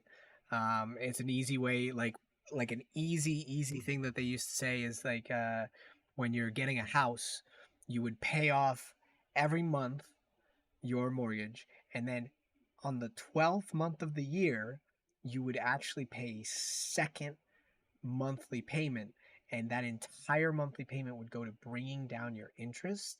And so every time that you do that, you basically would pay off like a 15-year mortgage in like 10 years if you do it like that. The problem with capitalism is that you're born into wealth. Ooh. Yep. I think I've actually heard that almost word for word. Yep. Exactly. No, you're absolutely right, gamer. That is the big problem, which is that, you know, you have to essentially sacrifice yourself for your money, right? Like, I always talk about this with my friends and stuff. I talk about how the fact that Jeff Bezos and you actually have something in common, which is that both of you have a limited amount of time. However, the way that his time is valued is different from the way your time is valued. And the only reason why that is because we ended up in this system like this, right? Like, he makes literally like, I don't know, thousands of dollars a minute. It's insane. That guy's a literal dragon. Like, literally just his money sitting in a bank account, the interest it would accrue is enough to sustain like any normal person for their lifetime. much in a very, very comfortable state too. But because of the system, because of the way that we've made it, that is not something that any of us can say. Generational wealth is becoming rarer and rarer, and part of it is because of this debt cycle. And like I said, the predatory part of this is that you are essentially forced to pay off your interest instead of your principal, right? So you're literally never paying this down. I mean, I guess they're trying to show you a more relaxed version of this, but in a lot of these cases, you're paying all this money and it's literally going all to interest. None of it's going to your principal. And so your debt is staying exactly the same. And you're wondering why after 10 years, you haven't paid off your loan. After 20 years, they're still charging you on that loan. It's because of bullshit like this. Until at the end of 10 years, he's paid off the loan, paying Right. So $38,000 in total. A normal James's loan. experience is what repayment looks like for more than 40% of all student loan borrowers. While he can afford those monthly payments on his $60,000 a year salary, that's too much for Mary. Okay, $60,000 a year is also not an average income. Most people are actually, I think the average is somewhere around 40, and 40K might actually be high. Mary, who makes $30,000 a year. So she did what nearly 40% of borrowers do and went onto an income-based repayment plan, which lowered her monthly payment to around $68 a month. Woo! But with amortization, she still owes that $125 Is that the average? the first month. Hold on. Is that the average or is that the mean? Because what we really need is the mean. Because what that also doesn't take into account if you're counting averages is that, again, some people are making multi-billion dollars per year. And then they are drastically weighing the scales, right? Like the GDP per capita. Yeah, no, that's no, that's not a good, no. Since it's the same loan as James. And again, it's for the reason why that I'm saying, like the 1% that owns so much is literally like crushing down on this scale so hard that there's like the other percent is just barely hanging on, right? So like basically there's yeah like gamers got it. It's a sociopath in a suit. Like oh my god. Oh my god, yeah, no, that'd be amazing. Literally, like these people have so much wealth that they're just weighing down this scale, and then you're throwing like crumbs on the side and saying like, yeah, see, everyone's earning, everyone's doing fine, right? Like, no, that's not what's happening. Like, there's literally 1% that has so much. I think I was looking at it earlier. I think they said it was like somewhere around like $500 billion have just been lost from just corporate wage theft, essentially. You not earning what you should be earning because companies take your profit and then they just wrap it back up and put it into themselves, right? That's why we see stock buybacks. That's why we see all this like crazy investment from the government just kind of disappearing into thin air. You know, the money's basically being given to these companies and then the companies use it on the richest of themselves and keeping their crazy vacations and their whatever. Let me put it this way. I went to a very great private school.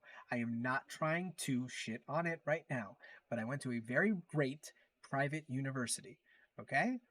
It was so great that the teachers were actually being paid in bonuses at a certain point, and this bonus was a house in the Mediterranean.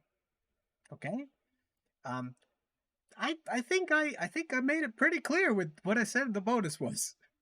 So their bonus was a house in the Mediterranean at a certain point. That they used that money in that way, right?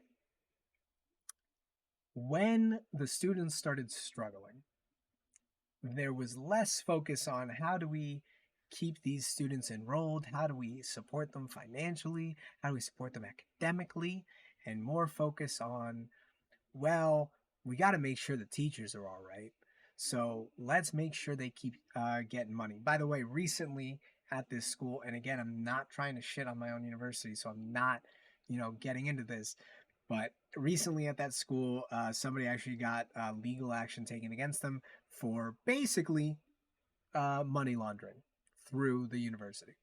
And again, very, very, very high university, very private university. I'm not trying to gas myself up, but again, really, really top-notch university that just kind of got shat on down the drain because teachers were basically embezzling funds. The government does the same thing, and so do many corporations. Like everybody's just basically just out to pay themselves more, to like 10K a year without food, but teachers drive 1K car because they aren't paid more than 15K. Yeah, no, and that's part of it. Like teachers are paid basically nothing, and they're forced into getting really, really high levels of education, which again is what you want from a teacher. I would not want to learn from somebody that knows less than I do, right?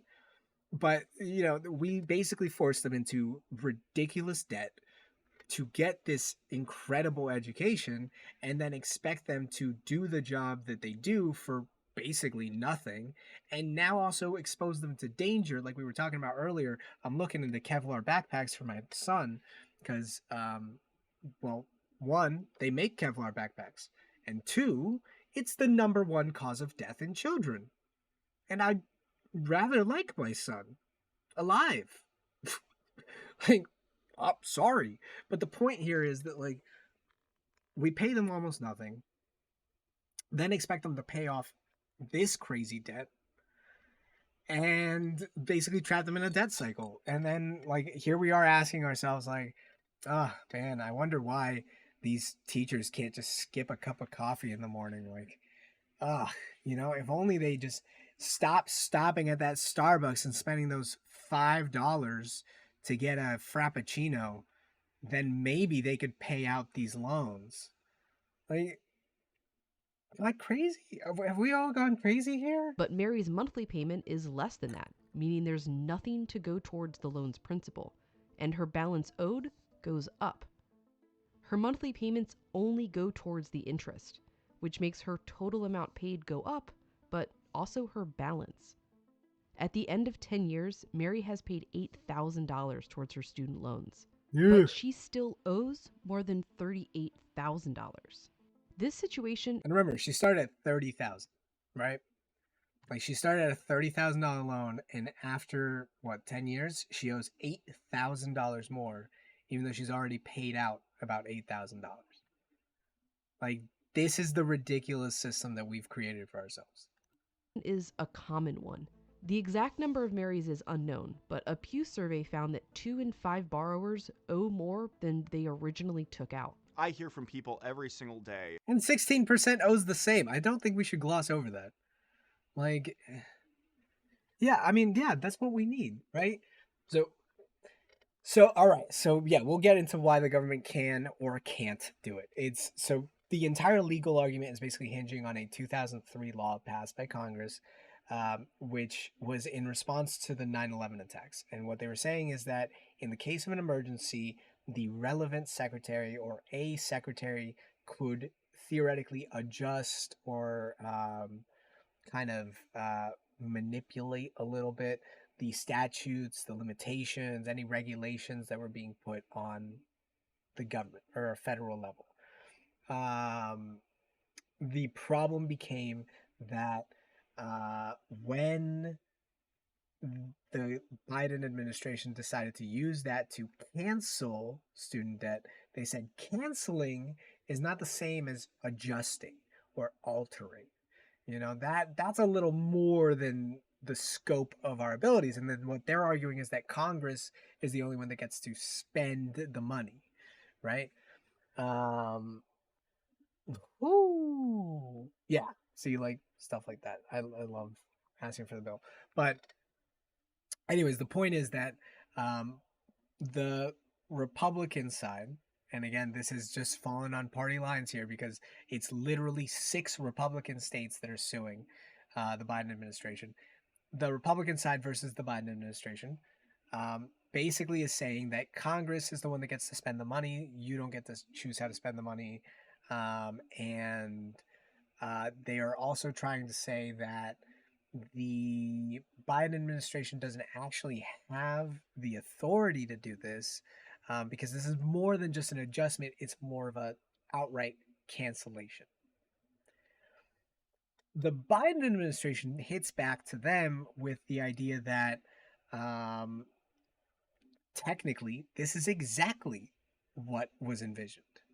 And they say if there was a case where there was an earthquake, some kind of natural disaster, and houses were destroyed, would it not be okay for the Secretary of State in that case to basically wipe out your home loan and say that you don't need the home loan because your house was destroyed? And the Republicans are saying, no, that's totally unreasonable. But I think we can all kind of envision that as being a totally reasonable application of this. You wouldn't want to pay the rest of your loan if your house is no longer standing. If there's no livable place where you know you used to have a home, I don't think you'd want that. But again, what actually might be the clincher here, and what would be a really nice way to wrap this up, is that the Biden administration has actually brought up it wasn't actually the Biden administration. One of the Supreme Court justices actually brought up the fact that the states that are suing are not one of the relevant parties in this. Because in the United States legal system, the way it works is that we have the accuser and then there is the accused, right? There is the person who has been wronged and the person that committed the wrong. The problem here is that these states might not actually be able to prove that they have been wronged, because the real person being wronged here is actually just one company. Right? It's one individual company that basically handles all of this debt. It's I think based out of Missouri. It's called Mohica, I think. Mohila. It's called Mohila. Boom. Here it is. Mohila. So Mohila is basically the person that is being wronged here. They are the people that are not going to be able to collect their money if the debt is canceled, right? These are the people, and here is all this stuff where they're talking about, what's been going on, blah, blah, blah, blah, blah, blah, blah. They are not suing. Okay, let me repeat that. They are not suing. Mohila, the affected party here, the ones that have been wronged, the ones that will not be able to collect the money, are not suing. The ones that are suing are these 6 states. Hold on, 6 states suing. Yeah, let's see what it is. Arkansas, Iowa, Kansas, Missouri, Nebraska, and South Carolina. Deep red states. That's it. But the actual person that has been wronged here is not suing. Okay? So what the Biden administration might actually pivot to is saying that this is not even a legitimate case for the Supreme Court, because it's not the affected party suing the person that affected them. It's not the accused versus the accuser. It's not the wronged versus the wrongee, the wronger, whatever you want to call it. But the point is that in this case, it's kind of hard to tell, right? I mean, here's the thing. From a legal standpoint, it's hard to tell. From a moral standpoint, I think everybody's got a pretty good idea of what should and shouldn't be done here, right? I think we all kind of have an idea of what we want the outcome to be. No, the rich people slice the pie will continue growing. Yep. You all got it. You're all on the right page, I think. Hold on, let me pull up chat again because I lose you guys every now and then. Whoop. Whoop. All right. So, anyways, my point here is that this is wild, and right now, I think. Welcome to the News Hour. The fate of some 40 million Americans. No, hold on. Let's see. Can I find what's going on with student loan debt? I think we're pretty much done talking about it, but you guys get it. So, anyways, I don't know what is going to happen. Because again, there is a certain amount of money. We got to figure out what's going to happen. There's this whole fairness thing. But again, the fairness question isn't really for the Supreme Court to answer. The Supreme Court answers is this a legal application of the law or is it not? Now, I'm pretty sure we all know how it's going to go. There's 6 people on the Supreme Court that are, is it 6? Let me put it this way. It's highly leaning to the right. I'm pretty sure we all know how it's going to come down. It's probably going to come down right on party lines. But all right. Hold on. Did we not finish this? We didn't finish this. Whose current balances, even after they've been paying off their student loans for 5, 10, 15 programs are set up to only last 20 or 25 years. So, in theory, people like Mary will have paid $16,000 after 2 decades, and her then $53,000 balance would be forgiven.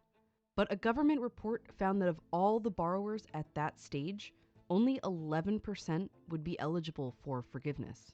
Okay, so I didn't actually know this. You could be eligible for forgiveness after 25 years, but apparently there's a bunch of loopholes, and they're never going to give that to you because, again, this is the problem with capitalism, that when you value profits over people, then you are more likely to find ways to screw over the people.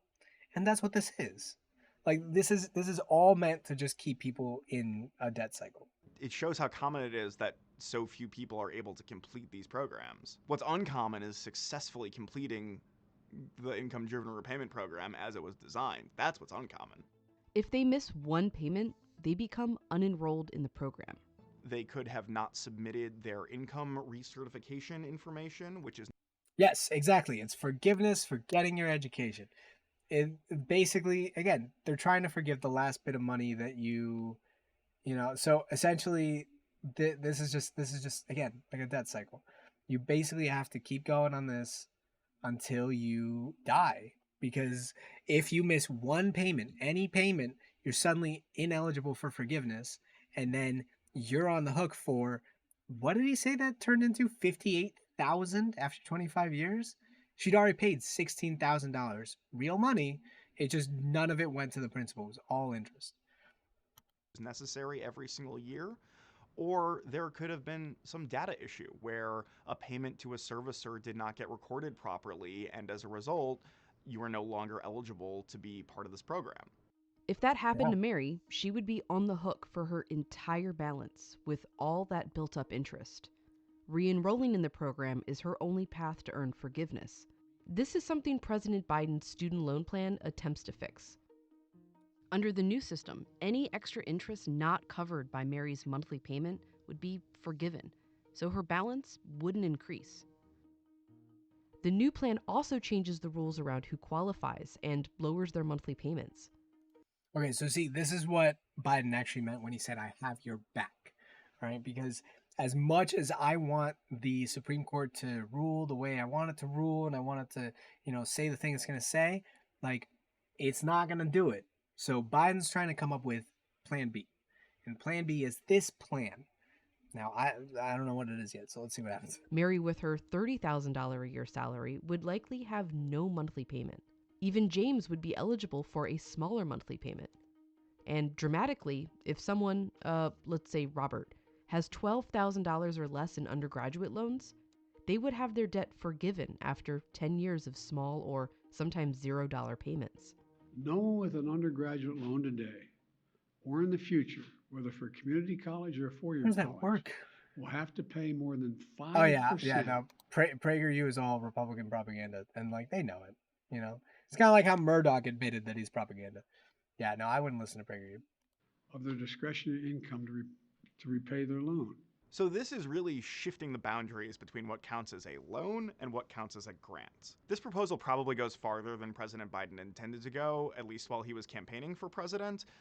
But that largely reflects the reality that nothing was getting done in Congress on this issue, and he felt, for political or economic reasons or other reasons, that he needed to move forward on an executive action basis or through using powers that were available to him under existing law. Yeah, so again, this is really what the question is that the Supreme Court is trying to answer. They're trying to figure out, where do the boundaries come in for his power. They're going to strike it down, like I said, but his idea here is not a bad one. It's basically just saying, like, hey, we need college-educated people in the United States. Like, lacking that is basically, like, let me put it this way. I've talked about how I think healthcare, immigration policy, they are basically national security issues, right? But specifically here, what we are lacking is that if we keep on forcing people to choose between an education and like a proper education or the military or basically a lifetime of debt or the military, like you're just gonna keep getting like the same results, and it's just gonna keep going down and down and down and down. So yeah, Biden's idea is not bad. It's not ideal, but it's not bad. Like it's fine. The problem here is that everybody has a problem with him exercising his power, right? Powers not everyone agrees he should be able to use for this. Because President Biden couldn't get his radical agenda through Congress, he is dismantling the federal student loan program and pushing Democrats' free college plan by executive. Oh yeah, no, I know they forgot about the new Palestine thing. Everybody's done with that. And like, here's the thing, it happened again. There's dead people right now. Like it's happening right now. Yesterday in Ohio, no, Chicago. Yes, yeah, I think in Chicago there was an accident recently. We'll talk about it in a little bit. But yeah, things got crazy. These changes go into effect in July, regardless of how the Supreme Court rules on debt forgiveness. This plan is also going to be expensive. One report found that while forgiveness would cost the U.S. nearly $500 billion over the next 10 years, the changes to income-driven repayment would cost $141 billion, or more as more borrowers take advantage of the program. All right, so look at that. Even at the 90% rate, where 90% of people would get on this, it would literally still cost us like about $50 billion less than loan forgiveness. And this is a 10-year budget estimate. So basically what he's saying is loan forgiveness costs us the most. Repayment changes at the current rate of 33% costs us $141 billion, but a 90% take up of this would take $471 billion. No matter what, this is still a cheaper option, his plan. While forgiveness is criticized as solving a problem for the past without creating a future solution, this plan looks to change the way student loans are handled going forward. So Mary doesn't end up owing $60,000. Yeah, okay, so we got it. We got the point here. So look, we'll go real quick. I want to see the yeah,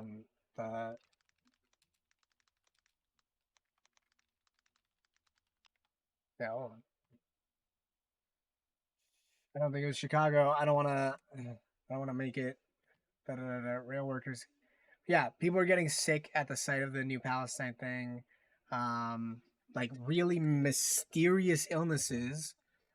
In Florida, a train crash. Here it is. First, we have breaking news overnight from Greece. A horrific head-on train crash. All right, this is actually Greece. This is literally Greece. That killed at least 36 people and injured dozens more. Officials say a freight train collided with a passenger train carrying hundreds of people. And we've just learned that a station master was arrested after the crash. Holly Williams has more. So that's terrible, but that's here Greece. At home. We have the latest on the train carrying 30,000 gallons of liquid propane derailed in Florida as Ohio cleans up from their toxic accident. Victor Akendo has the latest. Good morning.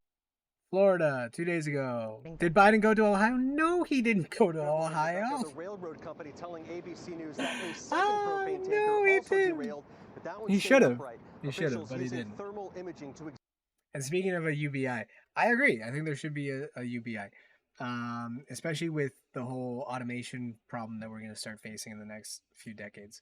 Because the more and more that we automate things, the less that we actually need to get involved. But if we could have a nice UBI, then people would be free to actually be in a career that they like.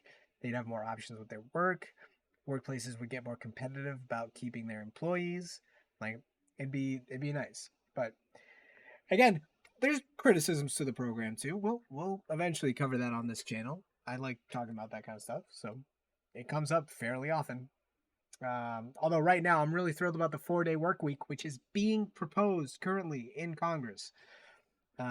People are actually talking about how 4 days a week are much better than 5 days a week.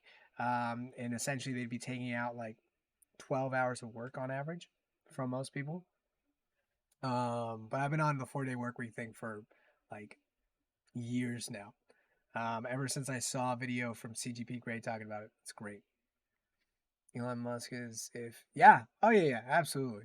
Yeah, no, we're on the same page, Gamer J. Yeah, I'm with you. I got you. Say so far there is no leak, but warning those nearby that if conditions change, they might have to evacuate.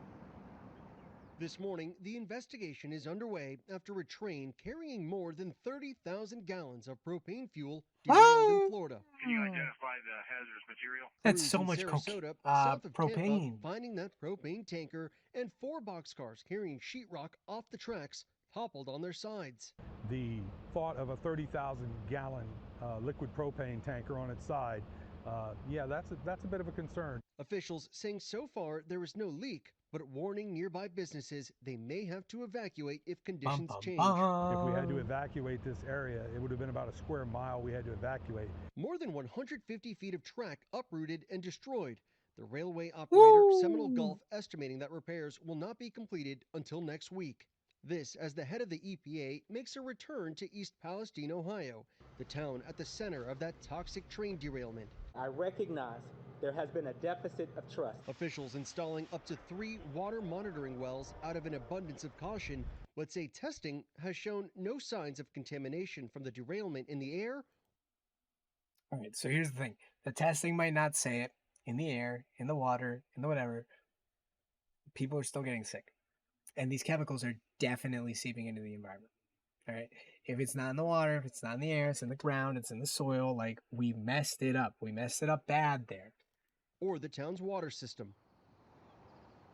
As for the hazardous want them to waste from test the Ohio, soil. Indiana's governor objecting to the EPA's decision to send some of that waste to his state, saying that there has just been a lack of communication. Robin? Seems to be the case. Victor, thank you.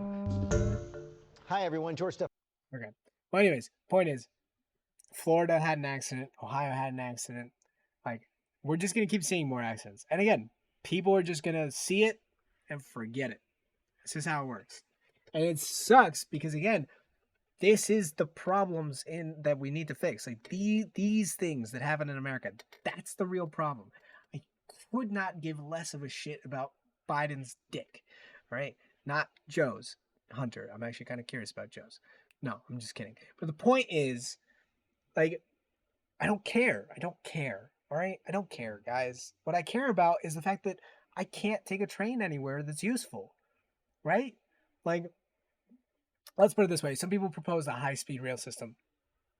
None of that happened. All right? And, like, California, it is faster to fly a plane from one side of California to the other side of California than any other mode of transportation. Like, you either have to take a car, and again, there's like massive amounts of traffic and stuff like that, or fly. You could take a train, I suppose, but it's not great. Like, come on. Oh, yeah, bro. Yeah, no. Yep. Elon's dad married that's his wife. That's his wife. And it is his stepdaughter, who he raised from like the age of like, I don't know the age, but I feel like I remember it being before she was even 10. Look, it's just weird. It's just weird in general. All right? Like, he basically raised that girl. And now he's dating her. / married to her. It's weird. Elon's got a weird family. All right, so moving on to the last bit of this. So we did the student loan debt. We talked about Ohio. Look, the Supreme Court is going wild right now, all right? Supreme Court is insane. They're also hearing arguments about Gonzalez versus Google, which, again, I kind of said I'd talk about a little bit, but essentially the way the case breaks down, it's, I want to see if we can see, Legal does this amazingly, but I also want to see if there's a shorter video on this so that I can just kind of show it to you guys and we can just, 3 minutes. Here. If YouTube labeled certain videos as the product of what it labels as responsible news providers, that would be Google's own content, right? Yes. Yes, Yes. Can I say one thing? Just because I forgot to mention thumbnails. Sorry. Thumbnails aren't mentioned in the complaint, so I was literally trying to figure out what he was talking about when I was up there because it's just not something in the complaint. But that is a screenshot of the information being provided by another. It's the embedded third-party speech. Okay, sorry. All right. So All right. So here, yes, I will. I will definitely watch the video that you sent me. Thank you. But basically, the sorry, what was I saying? Right. No. I remember. Right. So basically, what ends up happening here is that the Supreme Court is hearing arguments about YouTube, Google, stuff like that. The idea here being that YouTube should be held responsible for some of the content that is being put up on it, especially because it promotes certain content. So the idea here isn't that it's Google's fault that there are white supremacists on the platform, that there's weird weird videos that are probably like a little gory, grotesque, maybe even a little violent, like stuff like that. Like, it's not their fault for that, but it is their fault if they're trying to promote it to you, if they're trying to shove it in your face, right? So essentially what they're saying is that they're protected under certain codes, and section 230 is what they're talking about, which essentially says that these people are essentially the equivalent of a bookstore. Google is a place where you can find anything, and so they are not supposed to be held liable for the contents that you find by using their service. Kind of like if you go into a bookstore, you can't then say, "How dare you sell me this book?" When you went in there and you just found it on the shelves. What they are trying to say is that Google does a little more than that. Google can force people into a situation where they are basically being fed information by Google, and that is just being shoved in your face, right? This is all that talk about the algorithm having bias, stuff like that. But here's the problem, and again, we're coming back to the Supreme Court. There is, let me put this into context. The average cost of the education of the judges on the Supreme Court would have cost around $40,000. Okay, that's how much they paid. Today, if they were to get that same education, it costs about $320,000 on average per justice. Okay, so again, per justice, each one of them basically got an education for about 40 grand.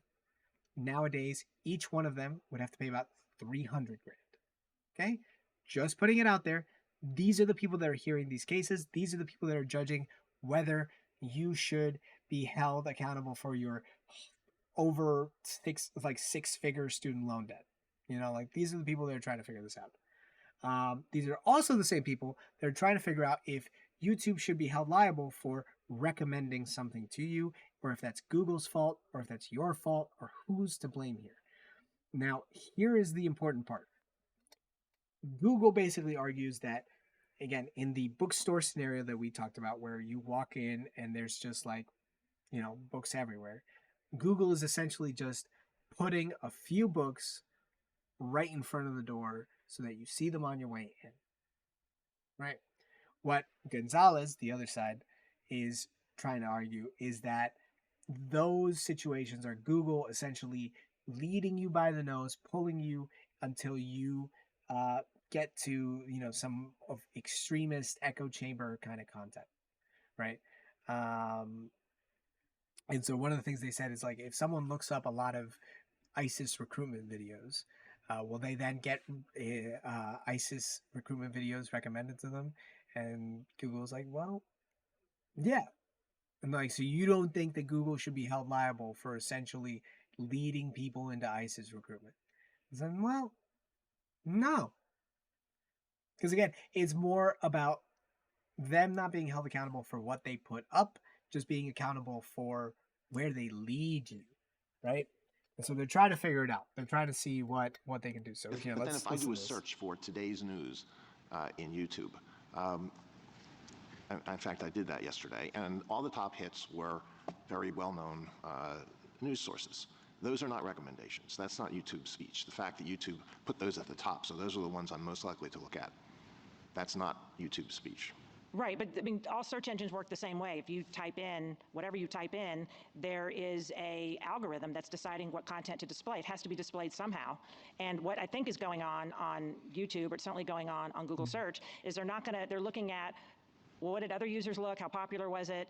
That kind of thing. You know, is that news source, you know, from Russia? Probably not going to get on the top list. So yeah, they're having to make choices because there could be over 1 billion hits from yours. And there are a billion hours of videos watched each day on YouTube, and 500 hours uploaded every minute. So it's a lot of content on 500 hours every minute, 1 billion hours a day.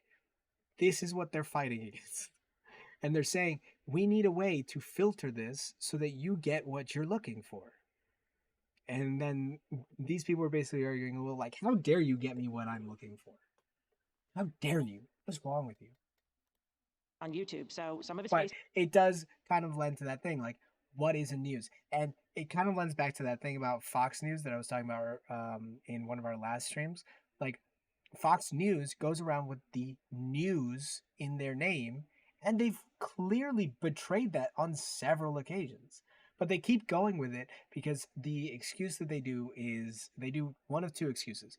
One of them is that they try to say that they are not knowingly spouting out lies, which now, thanks to the Dominion lawsuit, we know is 100% bullshit.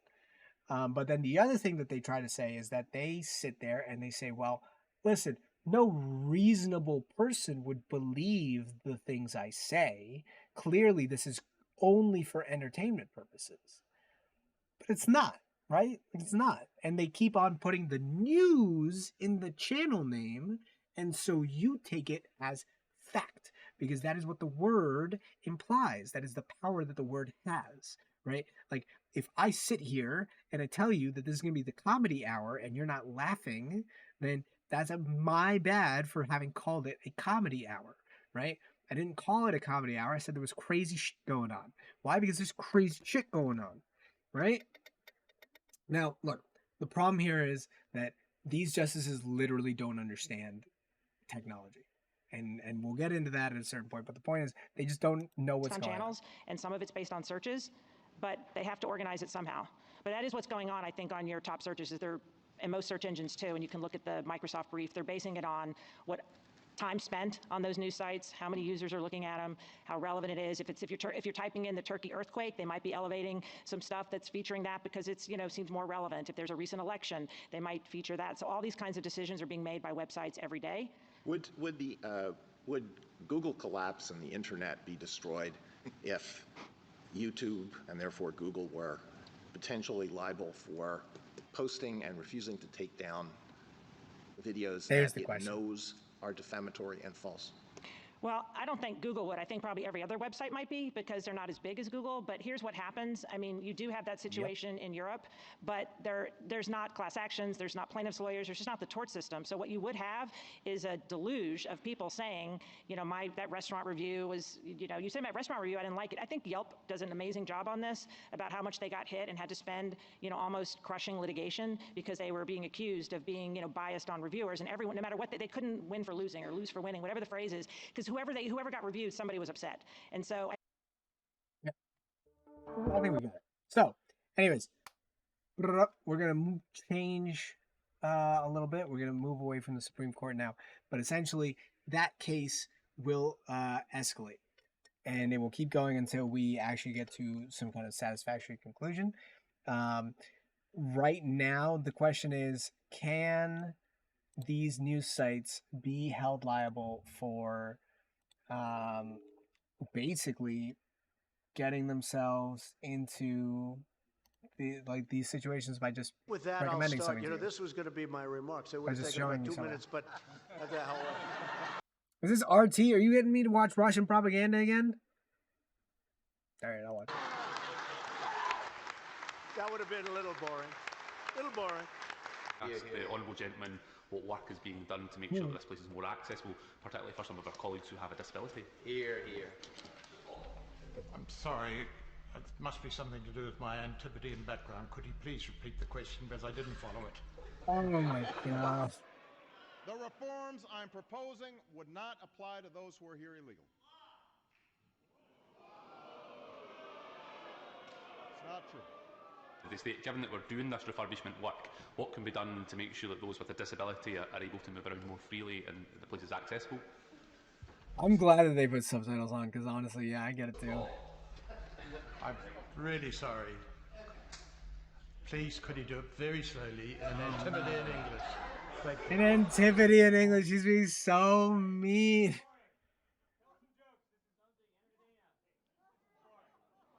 So, very important is very important. Yeah, get him out of here. Yeah, he's like, get that boring guy out of here. Out. I How dare completely you understand where it's nothing disorder. I didn't require advice on order from you, Mr. Stewart.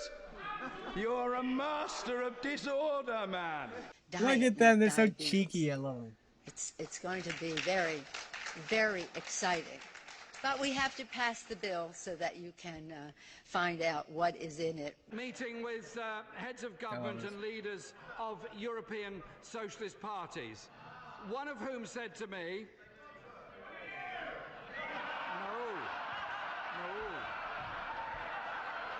Oh my God, I love what this. they said. Snake oil salesman about a traffic study. It's colorful, Brian. Colorful. Well, why don't you just get to the question and cut the commentary back a little? Can you get to it already? I'll answer. Nobody dropped the ball here. Would you like a cup of tea? Look at him, he comes out with a cup of tea. Look, this guy, master of manipulation. Like, honestly, master manipulator. Always left his hair all undone. Always brought out some tea. Like, I love it. I think the British do the politics a little better, honestly. Just because of the pure comedy gold that comes out of them. Sure. Go on, have a cup of tea. Thank you. Do you regret? Would you like a cup of tea? Do you regret your comments? Do you regret your comments? Right, he's sitting there like, I know that you were trying to ask me a really important question about something. Not lifting me up in prayer. But do you want some tea? For hours at a time. What? I feel very sorry for you, because I have nothing to say about this matter except to offer you some tea. Yeah, I don't have anything to say about it either. Oh my God, get some tea. Woo. Oh my God, Trump, what are you doing? Trump, why? Why did you embarrass us like this?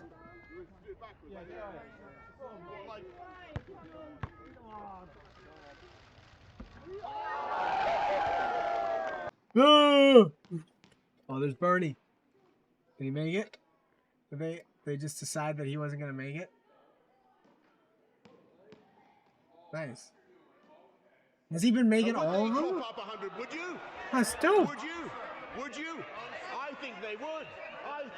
The supine What am I protoplasmic I invertebrate love jellies. this. I'm Ted Cruz, and I approve this message. I'm Ted Cruz, and I approve this message. Who got these I'm Ted tanks? Cruz, and I approve this message. I'm Ted Cruz, and we Who? approve this message. Okay, a little bit faster, though. That was good.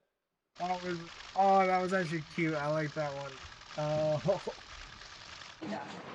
He's so pissed. Oh, he's like, give it here, pal. Oh, you gotta love it. Party in Islington doesn't to act in the national security interests of this country. Is this the back in the business? This is my favorite clip ever in all of politics. I didn't realize that this was gonna be here. Oh, I love this. Thank you for sending me this. Of creating a more peaceful world. Please clap. Order, Mr. Campbell Savers, I'm sick and tired of hearing you shout out. Ah. Order, I want to hear that debate in silence. Prime Minister. I'm Ted Cruz, and I approve Oh this my message. God. He can't I'm spring Ted that back Cruz, on and me. I approve this message. Oh, that's terrible. I'm Ted Cruz, and I approve this message. Yeah, they're like, I can't believe you said that 10 million times, Daddy.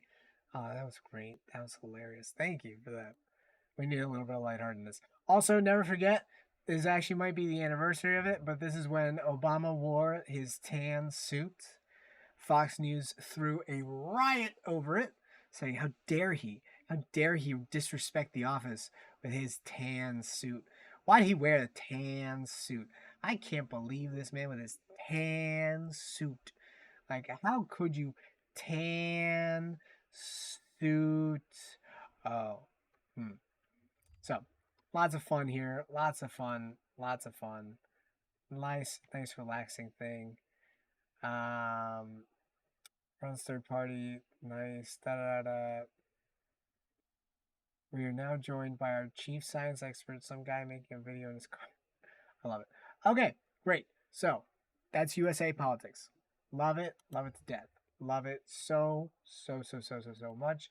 However, we've got one last thing to talk about, and that's Ukraine. China, World War III. So, let's get to it. So, recently, if I type in China, I think it'll pop up. No? Will it? China expert, this is really disturbing. I can't trust you, Fox News. You still have the news in your name. If you get rid of the news, I'll come back. Or if you go from O to AU. Faux news. Here we go. All right. China cementing their ties with Belarus. China's top tech banker got detained. Super important. Matt Gaetz was spreading literal Chinese propaganda. We kind of covered that a little bit in the beginning of this, but I'll pull it back up because it's fun. And like we learned earlier in this, we are now accusing China of having man-made the COVID virus. All right. Now, here we go. Where are we going for this?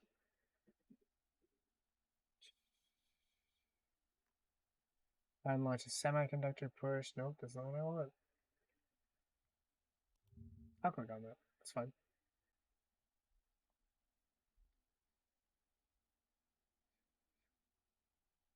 HR McMaster on the threat posed by China. I'm actually down for that. Cool. All right. So, now we'll click on that one. So, let's get into the bare bones of this. So, first off, let's start with... China's now saying that all parties involved in Ukraine should join against the use or threat of the use of nuclear weapons. This coming as Russia once again threatened to use nuclear weapons, which as we know is a red line for the U.S. The U.S. is considering releasing intelligence showing that China is considering supplying Russia with lethal aid. A new PBS documentary reveals that Putin thought Obama was stupid because he was black. India wants the G20 to call the war in Ukraine a crisis instead of a war, despite... Rogue Rocket really is just shooting all these things at you, right? All right. So, basically, India wants to... get everybody to be on the same side. China wants the lack of nuclear weapons. They basically just want to make sure that no nuclear weapons are being used. However, the United States is now saying that they want to release information showing that China wants to supply Russia with weapons. Now, as I've talked about on this channel before, production capabilities usually, historically, have actually been able to predict outcomes of wars. And adding China's essentially factory of a country to your war effort is a huge boost. Now, it's not as big of a boost as having the #1 weapons trader on the planet on your side, but it's nothing to laugh at, right? So China might be aiding Russia. Not a fun place to be. India looks to be actually buying some oil from Russia on the down low. Even though we've all put a little ban on it, they're still out there trying to make bank.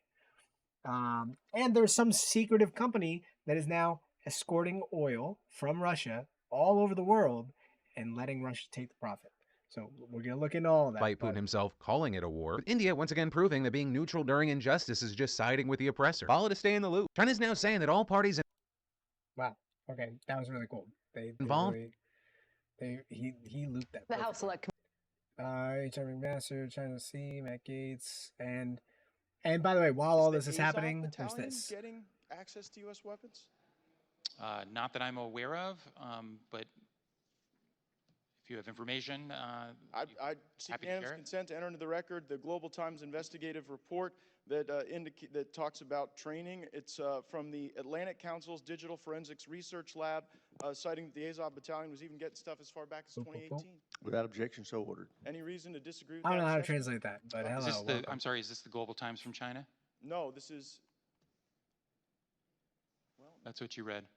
Yeah, it might be. Yeah, would that be a reason? As a general matter, I don't take Beijing's Well, propaganda. no, at yeah, face but just tell me value. if the allegation is true or false. I mean, I don't have any evidence one way or the other. As a general matter, I don't take Beijing's propaganda at face value. fair enough. I would agree with that assessment. I would agree with that assessment, he says. So this is Matt Gaetz, one of our representatives. He literally came Quite a in, big weekend. basically said, hey, listen, are you giving weapons to Nazis? And then the response he got was like, where are you getting your information? And they said, oh, well, this newspaper, it's literally Chinese propaganda. It's literally like it's a Chinese newspaper. Again, China having one of the strictest controls over their state media. And I say state media because there's not really a like liberal media.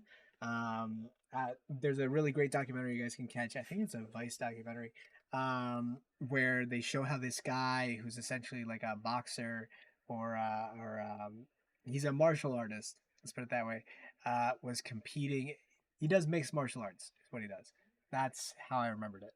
So he does mixed martial arts. He lives in China, and he was posting on social media. Blah blah blah blah. Anyways, he ends up wrecking it with mixed martial arts because, not to shit on anybody, but mixed martial arts is dope. All right, it's a really great way to exercise your body, but on top of that, like you can be super duper, badass. You can basically beat up anybody. But what really happened is that he was beaten up on the Chinese martial arts, the really traditional things that they've been drilling into everybody's head. And he was teaching mixed martial arts, and China didn't like that. So they ruined his entire life. Literally, they made his social credit score terrible. He was basically banned from businesses. Like, they wrecked his entire thing. It's all Chinese media liberal because it's communist society. Listen, I don't know. I don't know what to tell you, man. I don't know if it leans left. I don't know if it leans right. All I know is that it is it's all controlled by the government. And so, again, you can't really take anything they say at face value, right? You got to kind of just take it all with a grain of salt. So anyways, China's starting to make relations with Belarus. Belarus, known ally of Russia. In fact, we talked about Lukashenko's dictatorship in one of our previous episodes, but this man, the walking potato of a man, basically is installed here by Russia. At a certain point, he said he won 80% of the vote. Anybody in any functioning democracy can tell you that that is a statistical anomaly, to put it lightly. But on top of that, it is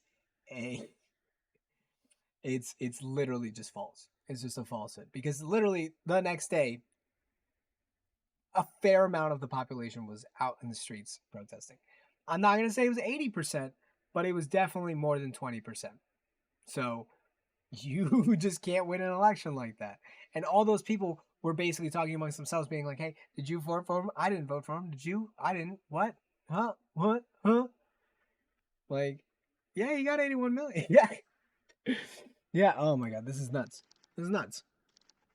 But here, let's keep going.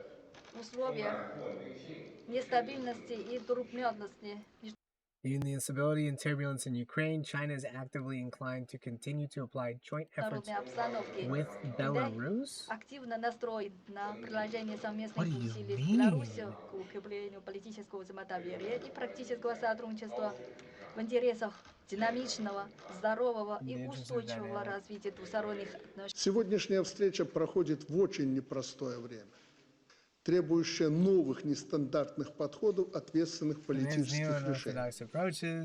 они должны быть направлены прежде всего на недопущение скатывания к глобальному противостоянию, в котором не будет.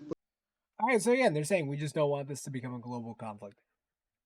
I would not say that their actions reflect that, but, you know, their words do. That's something, right?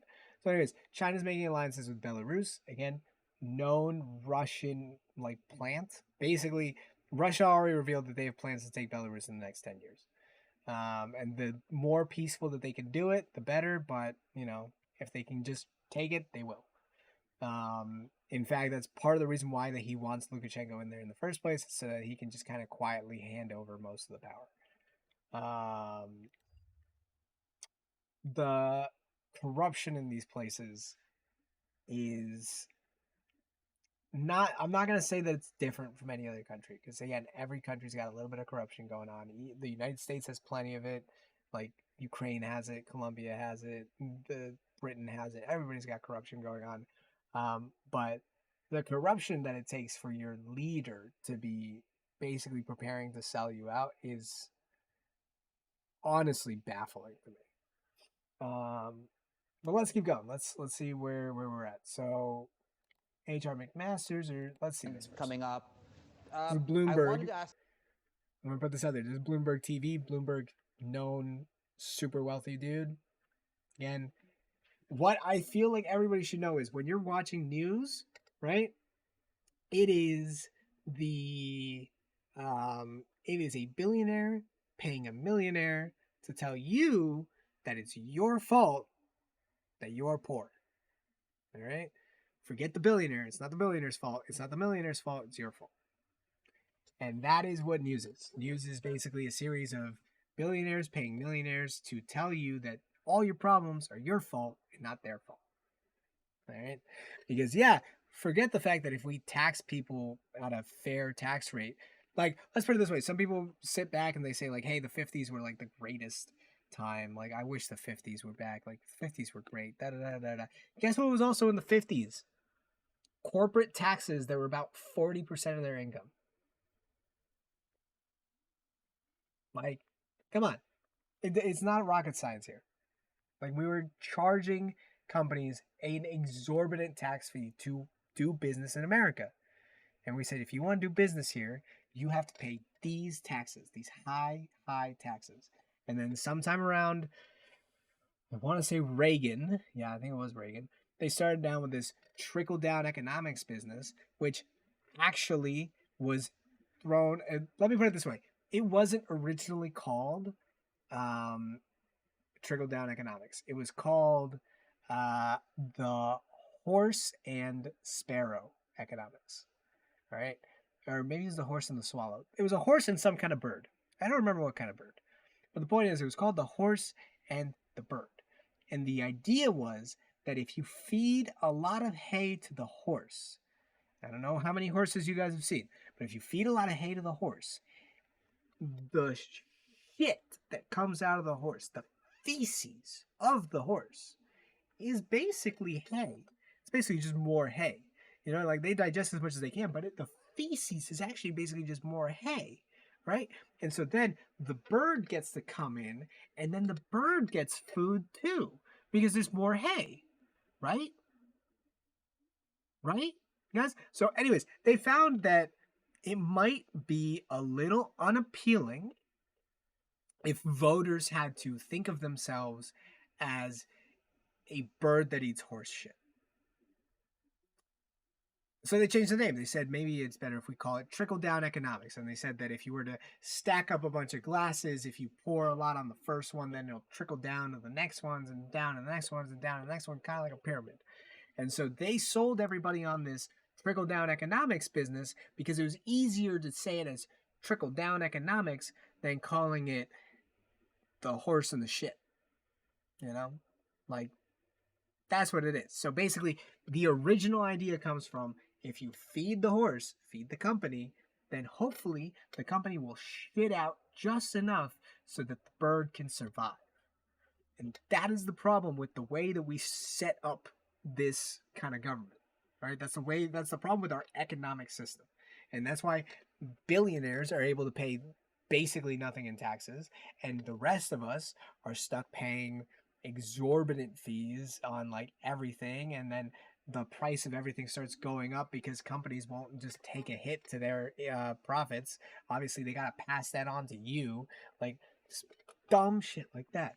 Anyways, let's keep going. I want to see what happened to China. I want to see what's going on. This says China see one heck of a renaissance in 2 hours. You 2H. initially I on want to what see what your that means. expectations were, but I think we kind of have an idea of what to expect.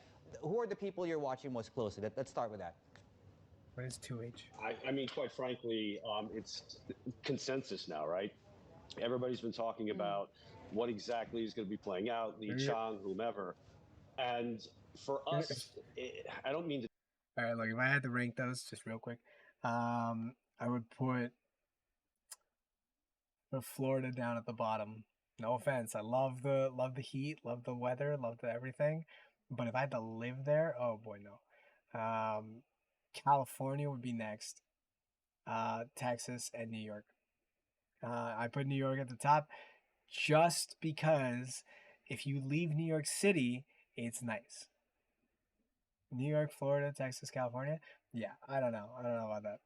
It's look, Florida and Texas, great. Love the Republicans. Nothing against them. No shit against Florida. I have friends that live in Florida. They're great. But Florida's basically trying to dismantle its own education system as a political stunt. DeSantis is making claims that he can alter Disney content now that he's got control of the Disney district. Like, no, he can't. He's literally got control of like one district in like most of Disney's stuff comes out of California. Like, does he know that? So at this point, all he's making is just making a shittier Disneyland or Disney World, whatever the one in Florida is. Texas, similar issues, but mostly the problem I have with Texas is their unreliable like power grid and their insistence on furthering that, problem. They basically keep electing the same people that keep causing the problems. So, that's on me. California, it's okay, but again, it's just it's too much for me. It's hot. There's like way too much space between like one side to the other. It's a big state. I don't need that. New York's big too, but I just like the seasons. I just like the seasons. Texas too dry and Austin is cold. Yeah, all right. Anyways, let's keep going. But it's moderately irrelevant at this stage because all of the planning has already been done from post 20th Party Congress up to this stage. What we're heading into, and I think what's going to be most interesting, and to be honest, ourselves and nobody, quite frankly, has a clue, is how that's actually going to be executed upon. We can see that what is he talking about? It's been a hectic 3 months since the lockdown was lifted. COVID ripped through in December. There was no economic activity then. And then we had January with Chinese New Year, no activity then. And now everybody's sort of getting back to a level playing field and trying to figure out what steps are next. So for us, it's the bookmark. It's Li Keqiang this weekend. And then in roughly 2 weeks' time, you're going to have Li Chang, kicking off the whole new 5 years of what policy is going to look like. And we're excited. All right, so this is all about China's economics. Now I'm thinking about it, we probably shouldn't be looking at this too much.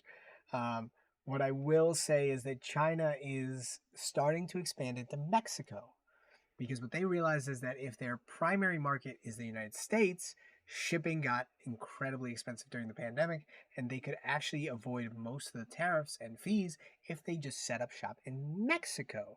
And so there's actually a development site happening right now in Mexico where a bunch of Chinese companies have come together to start making like a factory city. The problem that they are facing is that they don't know how to treat workers in a pro-union economy, in a pro-union government, essentially. So these Chinese companies are trying to figure out why there are going to be extra expenses for, I don't know, childcare costs, transportation costs, food costs, all this other stuff, when they're just sitting there like, in China, we don't pay any of that. Like, the worker shows up, and if he doesn't show up, we get another one. Like, that's how it works. But in Mexico, it's different. It's different. And so they're sitting there like, God damn it, these damn Mexicans again. And see, it always comes back to the Latinos. It's always our fault. So one way or another. But anyways, yeah. So let's actually look at the actual threat going on. Yeah, I know. They just don't want to.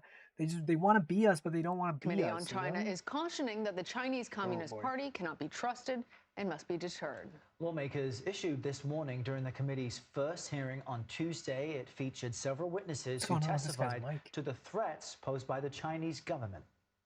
The bigger coup for the Chinese Communist Party, if TikTok is permitted to continue operating in the United States, and if WeChat and other Chinese platforms are allowed to continue to operate, is that it gives the Chinese Communist Party the ability to manipulate our social discourse, the news, to censor and suppress or to amplify what tens of millions of Americans see and read and experience and hear through their social media app. I think the other big lesson that we've been talking about, and certainly Mr. Paul talked about, is it's a big mistake to give an authoritarian regime coercive power over your economy. The economic policies of the Chinese Communist Party represent a clear and present danger to the American worker, our innovation base, and our national security. Yeah, these are some of the biggest joining us now is people here. Like that was like the general, the head of production. Like let me put it this way: the TikTok thing, super huge. Actually, content moderation should actually be one of the things that we focus on in the future, because again, you need to know why you're being shown the things you're being shown. It's the same thing with the Google case. If you are being shown something, you need to understand why that is what you're looking for, right? TikTok does it entirely by algorithm, which means that if you are watching TikTok, then what is being shown to you is what TikTok has algorithmically decided that you want to see. All right. You spend a little too long on one profile and then suddenly you start getting pop-ups all the time, notifications saying, hey, they put another video up. Don't you want to see it? And I'm like, I would have followed them if I wanted to goddamn see it. All right. I didn't mean to spend like a time watching all these videos about frogs. All right. I didn't know that you were going to recommend me frog videos for the rest of my life. But the point here is that TikTok is based on an algorithm. But if China were to alter the algorithm and force it to push out the content that they want, then maybe they could push out some content that is harmful to our society. They could basically trash our economy by pushing out a bunch of fake stories talking about how the products made in America are being, mismanaged, contaminated, produced terribly. Anything they want. Propaganda is propaganda. They tried that thing with the Global Times where they said that we're supplying weapons to the Azov unit. Maybe we are, maybe we're not. But they didn't even realize that he was reading propaganda. He literally didn't realize that he was reading a Chinese newspaper until that guy called him out on it and sat there and went, aren't you just reading China's story on this? Shouldn't you trust our intelligence reports more than China's? So, look, the point here is content moderation, huge. The idea that we have to depend on them for production, especially of some of our more sensitive things like electronics and microchips and stuff, also huge. That's a main part of our modern economy. And then the fact that we're also sitting here basically trying to figure out why they're sending balloons, why they're starting to make deals with Russia. All of that makes them a threat. One of those experts you just saw testifying, retired Lieutenant General H.R. McMaster. He's a CBS News foreign policy and national security contributor, as well as a former national security advisor in the Trump administration. Always good to hear from you, H.R. So yesterday we saw you testifying that you believe that China poses an even greater threat to freedom than the Soviet Union. By the way, Mad Dog McMaster's over here, and I'm not making a joke, that's his nickname. Mad Dog McMaster's over here was literally in the Trump administration trying to keep the reins on these rabid dogs that were basically part of the administration. He was literally one of the linchpins in keeping the Trump administration actually trying to be productive. It was McMaster's basically trying to round everybody together. I think he was one of the best employees that Trump ever got, if we're really being honest. Once did. I think a lot of people were surprised by that. Explain why. Hi, Lana. It's great to be here with you and Errol. Well, it's because the threat is much more pernicious. If you recall, during the Cold War, we really recognized that the Soviet Union was a Marxist system that was challenging really the very nature of our democracy and our free market economies. with China, we've been laboring under this flawed assumption that, hey, China, if they're welcomed into the international economic order, they'll play by the rules, and then they'll liberalize their economy and then liberalize their form of governance. Well, they haven't done that. All right. Okay. So again, this is a different. I don't have Peacock. No, this is a slightly different argument than what I thought he was going to make. But I don't really believe that we have to impose capitalism on everybody. I don't think we have to impose a, what he says, a liberal free market economy on the entire world. China is trying a different form of government. They're trying a different economic system. And they're no, I'm a pirate. And they're trying a different kind of economic system. They're doing their best to make it work. And to be honest, they raised a humongous percentage of their population out of middle class, or out of poverty into middle class, right? And that's nothing to laugh at. All right. Now, again, I am not trying to say that probably like another 30 minutes. I'm not trying to say that this is the be all, end all, whatever, but we don't want to attack another country just because they have a slightly different economic system than ours. We want to do it because there's just provocation and some kind of existential threat. And the existential threat can't be, hey, they're about to make more money than us because they are doing more business. Like that's not an existential threat. And what they've done is they've weaponized. I mean, it kind of is, but not this kind of existential threat. Their mercantilist, statist economic model against us. And they take advantage, as you heard Matt Pondra say, of our open society with the United Front and a whole range of propaganda and subversive activities, because we are an open society. And the problem is, for many years, Lon, we just didn't compete. We vacated key arenas of competition in the information space and economically and financially as well. Another thing you mentioned during the hearing is you discussed how effectively the U.S.'s failure to deter Russia from its invasion of Ukraine could kind of be instructive and offer insight into how the U.S. should move forward with relations with China and the island nation of Taiwan. Can you just connect the dots for us there and elaborate on how that's relevant? Well, thanks, Harold. I mean, I think first and foremost, hard power really matters. So you heard a lot before the renewed invasion of Ukraine in February of last year that, hey, if you invade Ukraine, we're going to put a lot of sanctions on you. And we had all these the if then.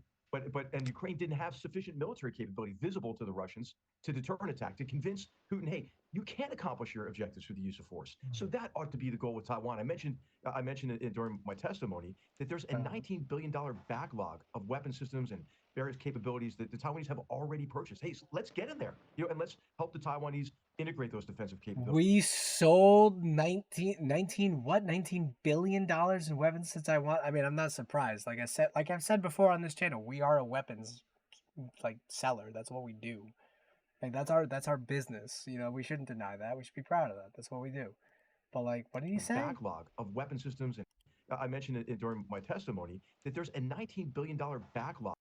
$19 billion? Yeah, that's what the U.S. is. We're arms dealers. Yeah, that's what we do. But we sold them $19 billion of weapons and we just haven't sent it over? Bro, that's weird. How long ago had that happened? What? Of weapon systems and various capabilities that the Taiwanese have already purchased. Hey, so let's get in there, and let's help the Taiwanese. I mean, it doesn't really matter. 19 billion is 19 billion. That's money spent. If you spent $19 billion, wouldn't you want the products that you ordered? Integrate those defensive capabilities. So hard power matters. And then, of course, there's some pretty important economic lessons as well, right? I mean, giving Russia coercive power over Germany's economy and Europe's economy in the form of dependence on Russian hydrocarbon exports. Hey, that was a big problem. And so we see that with certain aspects of our dependencies on China for fragile supply chains that gives critical capabilities. I mean, from pharmaceuticals to the equipment and the hardware associated with the energy transition, for example. So it's really important, I think, that we take the broad range of actions now to deter the People's Republic of China, but also to insulate our economies across the free world from the negative ramifications associated with what could be a rending. He's right. He's right. No, he's absolutely right. I mean, I think we've all kind of known it for the last decade or two. Everything that you pick up says made in China. They are the world's factory, essentially, and they trash their air to do it, And the fact that we are so reliant on them left us basically crippled during the pandemic. And like that's a good point. We need to make sure that that's not something that's going to happen again. Because if we keep on just relying on this, oh yeah, they did trash their air. They trashed their air real bad. Oh yeah, it was literally like you could see pictures of Chinese cities. It was like a fog as far as the eye could see. Hold on, China's fog problem. Like boom. U.S. companies who took factories there. No. I understand. No, I understand that the U.S. took factories there, but again, like we just didn't have policies that stopped that from happening, right? Like we took our production there. They said, sure, we'll make it, we'll produce it. We don't care about anything, right? Like, they didn't care about workers' rights. They just kicked out workers that didn't work. They didn't care about their environment. They just, kept on going till you literally couldn't see ahead of you. Um, many reports about the air quality being so bad that people are wearing masks. Like, that's fine. Again, like people do what they got to do, but again, like in the end, China benefited immensely from us shifting our production over there. Yes, I am. That is capitalism. Yeah, that's the problem here. It was free market capitalism that got us into this mess. Like, this is why regulations exist. This is why you got to invest in certain industries. This is why you can't just let the market do everything for you. Because if it's not China, it's going to be someone else. And China's already figuring it out too. Because you know what China's doing? China's building factories in Mexico. Because they're just shifting it over and over again. And then they're going to find out that Mexico's not the best place for it. So they're going to shift it again. And this time they're going to pick one of the weaker, less like free South American countries. And then they're going to take one of those and put their factories there. And then have them basically work for like slave wages. And then that'll fix the immigration problem. But, it is what it is. I'm kind of taking Western values for granted. I'm not taking them for granted. We're examining them. You gotta take a look at both of them, right? Like, if there's a problem, then we need to be able to look at it and talk about it. And in this case, the problem here is that, well, no. In fact, we gotta look at the immense amount of human suffering and wealth that created them. Yeah, that's a great point. Which is why we can look at the immense suffering and wealth that was created by capitalism, which happens literally all the time. Like, we can look at East Palestine for human suffering that, is created by just rampant capitalism. Like, that is an entire town that is going to be scarred for decades. Even if the EPA says the water in the air is clean, there's no way the soil is clean too. Like, they're literally scooping out like tons and tons of dirt out of there, like literal tons, just to try to clean the air. And we're paying for that with our tax dollars because we didn't pay for it in regulations, right? And like, it's not like the US doesn't know this. Like, it's part of the reason why we have the USDA. Like, the USDA's entire job is essentially to make sure that the food you eat is safe. And it's not all the food you eat, it's just some of the food you eat. Let's put it this way. Every meat processing plant has a USDA agent on there that is checking all the meat and making sure that it's safe to eat. And if it's not, they toss it to the side. Why is that not something that the company just does and pays for it out of its own pocket? Because you can't trust them to do it. Because if you trusted them to do it, then you would get spoiled meat, because one of them would cut some corners, say you don't need to inspect that closely, you don't need to look at it, you don't need to da-da-da-da-da, and then they would just throw on some diseased meat onto the table and you'd be buying it at a restaurant. In fact, that's literally what's happening right now. In fact, Norfolk Southern and other railroad companies are being investigated so much for this that, oh, bye, General, it's nice seeing you. They're being investigated so much for this that at a certain point, they're actually just starting to tell their inspectors, just don't even look. Just don't even look. Like, literally, it went from 3 minutes each car to 60 seconds each car to, you know what? Forget it. Just don't even look at it. Like, that is the level of irresponsibility that we allow when we just decide not to regulate companies. And that is the risk of just rampant capitalism. But, yeah, so H.R. McMaster's basically criticizing China for being communist, which is not really the problem here. The problem is, again, what he was saying about monopolizing all the production, and us not having a way of combating that. Because when China stopped being our production center, we suddenly like just lost everything. And so we had to make it up in terms of like, microchips, all the electronic parts that we were lacking. Like we just had to figure out how to make those here. And to be honest, we should have been making them here a long time ago. It's just that companies decided it was cheaper to outsource it, which again is what they will do, because that is what companies do in a capitalist society. That's what you expect when you value profit over government, over people, over whatever. The value here is profit at any cost. And so when you do that, you take the cheapest option, you take the easiest option, because you don't want to deal with all the other stuff. But anyways, there's H.R. McMaster's.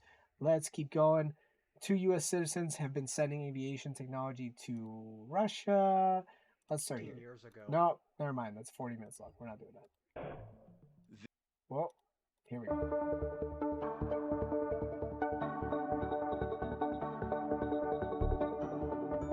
Wow, you're really not going to read this for me? All right. 2 U.S. citizens were arrested in Kansas City. Kansas City where? You'd think that'd be an easy question. You'd think this is just Kansas, but no, I think it's somewhere else. For allegedly sending American aviation technology to Russia. I think they're just talking about drones, by the way. This is just the beginning. Violating U.S. exports controls and making a direct contrast. This is invasion. Oh boy. Here we go. U.S. officials charged Cyril Gregory Buyanovsky, 59, and Douglas Robertson, 55, with conspiracy. Why can't I just find? Can I just find? Did you guys like write an article on this? It's Forbes. Thank you. This is so much easier. I can't believe I was trying to read that. Oh, yeah. I disabled my ad blocker. Thank you. I did disable it. 2 U.S. citizens were arrested. You little. All right, fine. I'll just keep watching it. Sporting controlled goods. If convicted, they face a maximum sentence of 20 years. So, essentially, they're looking at 10 years for smuggling, 5 years for counts of conspiracy and falsifying records. Blah, blah, blah, blah. They supplied Western avionics equipment. Again, this is probably just drones. It's still not good. But it is what it is. They also provide repair services for U.S. equipment used in Russian-made planes. Ooh, that's not good. That's really bad, actually. I can't believe they did that. Wow. The indictment states that they evaded U.S. export laws on Russia by misrepresenting the true end users. So they lied, which again, makes sense. Final destination of the equipment. Again, this is basically profits over anything else. They're probably getting paid by Russia to do this. And so they shipped them to a bunch of countries. They did all this extra stuff because they're just like, why not? We can fix that stuff. We can do the business. We can give them the service they want. Like, who cares who the client is? Oh, boy. They detained a shipment of aviation equipment in February of 2022. Oh, that was last year. Right. Oh, no. Well, all right. That's the Justice Department, though. Like, who knows what their goal is in this. Meanwhile, informed Buyanovsky that they would need a special license to export equipment to Russia, but they continued to ship the technology to Russia through Armenia and Cyprus. Oh, God. All right, so they're there because they just didn't listen. They went without a license. Again, the problem here is that they are doing the arms dealing just without the license. I mean, obviously the tariffs and everything too, but like they're selling guns and it's not licensed. Because when the U.S. sells guns, it's fine, but when like private people do it, it's not. They're not selling guns, just to be clear. They're selling avionics, aviation equipment. It's basically like drones, planes, technology like that. And yeah, there were new export controls, all this stuff, basically saying like people can't be sending technology there. You can't be impaired Russia's access to advanced technology produced in other countries since they were implemented last year. That was the point of it, but apparently these guys have just been wrecking it. These two dudes in Kansas City just totally wrecked it. Forcing it to cannibalize existing airline parts that they can no longer access abroad. Yep, that makes sense. Again, they don't have access to new parts, so they got to bring it from the old ones. All right, cool, fun story. All right, let's see. We did the China thing. What would a Chinese invasion really look like? I don't really want to see that. So we talked about China. China's looking to do deals with Russia. India has been... I don't know if I can really talk about this already, but India oil deal with Russia. This is all old. I don't want this. I don't want the old ones. I want the new ones. How's this? Oops. Is this muted? I don't want this to be muted. How do I unmute you? No. Don't do this to me.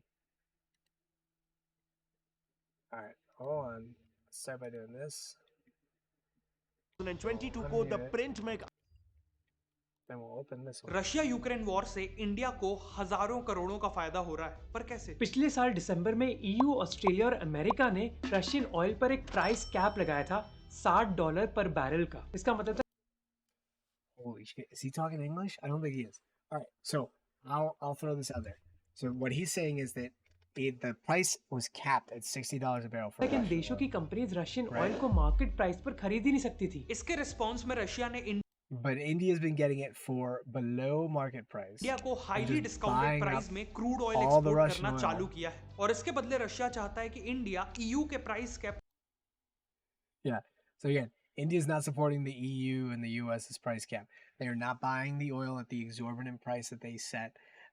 They are buying Russian oil at a steep discount and then selling it in the world को market. Support ना करे। अब आप सोच रहे होंगे कि अगर इंडिया ऑयल को इंपोर्ट कर रहा था तो हमने पैसा कैसे बनाया? आंसर सिंपल है, हमने सस्ता ऑयल खरीदा रशिया से और इंडियन रिफाइनरीज में उसको प्रोसेस किया। As they're saying, they're going to process it, they're going to put it in their cars, they're going to sell it. Petrol और डीजल बनाने के लिए बाद में इन पेट्रोल और डीजल जैसे प्रोडक्ट्स को इंडिया महंगे प्राइस पे यूएस और दूसरी वेस्टर्न कंट्रीज में एक्सपोर्ट कर देता है। Yeah. So essentially what they're going to do is they're going to take crude oil from Russia, process it, sell it as, you know, the good stuff, the one we actually want, the gasoline, the crude oil. Once they send you a processed version, it's technically no longer Russia's oil, it's India's oil, and so they can make money. But again, nobody wants them to do that because this is essentially just helping Russia to continue their war in Ukraine. So India is helping Russia inadvertently through their purchase of oil. China is looking to sell weapons to Russia, according to some intelligence from the U.S., which hasn't been revealed, but they've hinted at it strongly. And now we got to see if, you know, we're sending enough arms. But the point is, if they unite, if it's Belarus, Russia, India, and China, BRIC, as they call it, and they face up against NATO, there is a real risk. And the real risk is that China's a production powerhouse. Like, that's what they do. They produce. That's what they do. They produce technologies. They produce basically anything you can give them, right? So if it comes down to which country could win this, suddenly having a production powerhouse on your side makes this war into an incredibly long and drawn out battle. So that's why people don't want China involved. That's why people don't want India buying up the oil. Because if India buys up the oil, Russia can buy from China, etc., etc., etc. The cycle goes on. And like I said, Belarus is basically just waiting until the day it becomes Russian.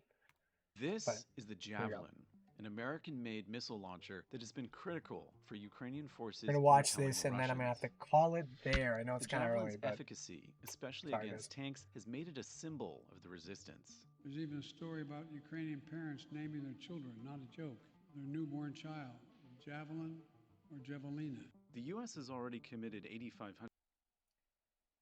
Okay, you know what? Hearing it like that, it's not a bad name. It was actually kind of pretty. Javelins to Ukraine. Last year, President Biden ordered an additional $653 million worth of Javelins to be sent to aid in the war effort. But Raytheon and Lockheed Martin, the two primary defense contractors that make the Javelin, said that most of what's pledged from the U.S. is existing stocks, not new production, and that doubling production wouldn't be possible until 2026. There is no magic formula Yeah. in the supply chain to accelerate this.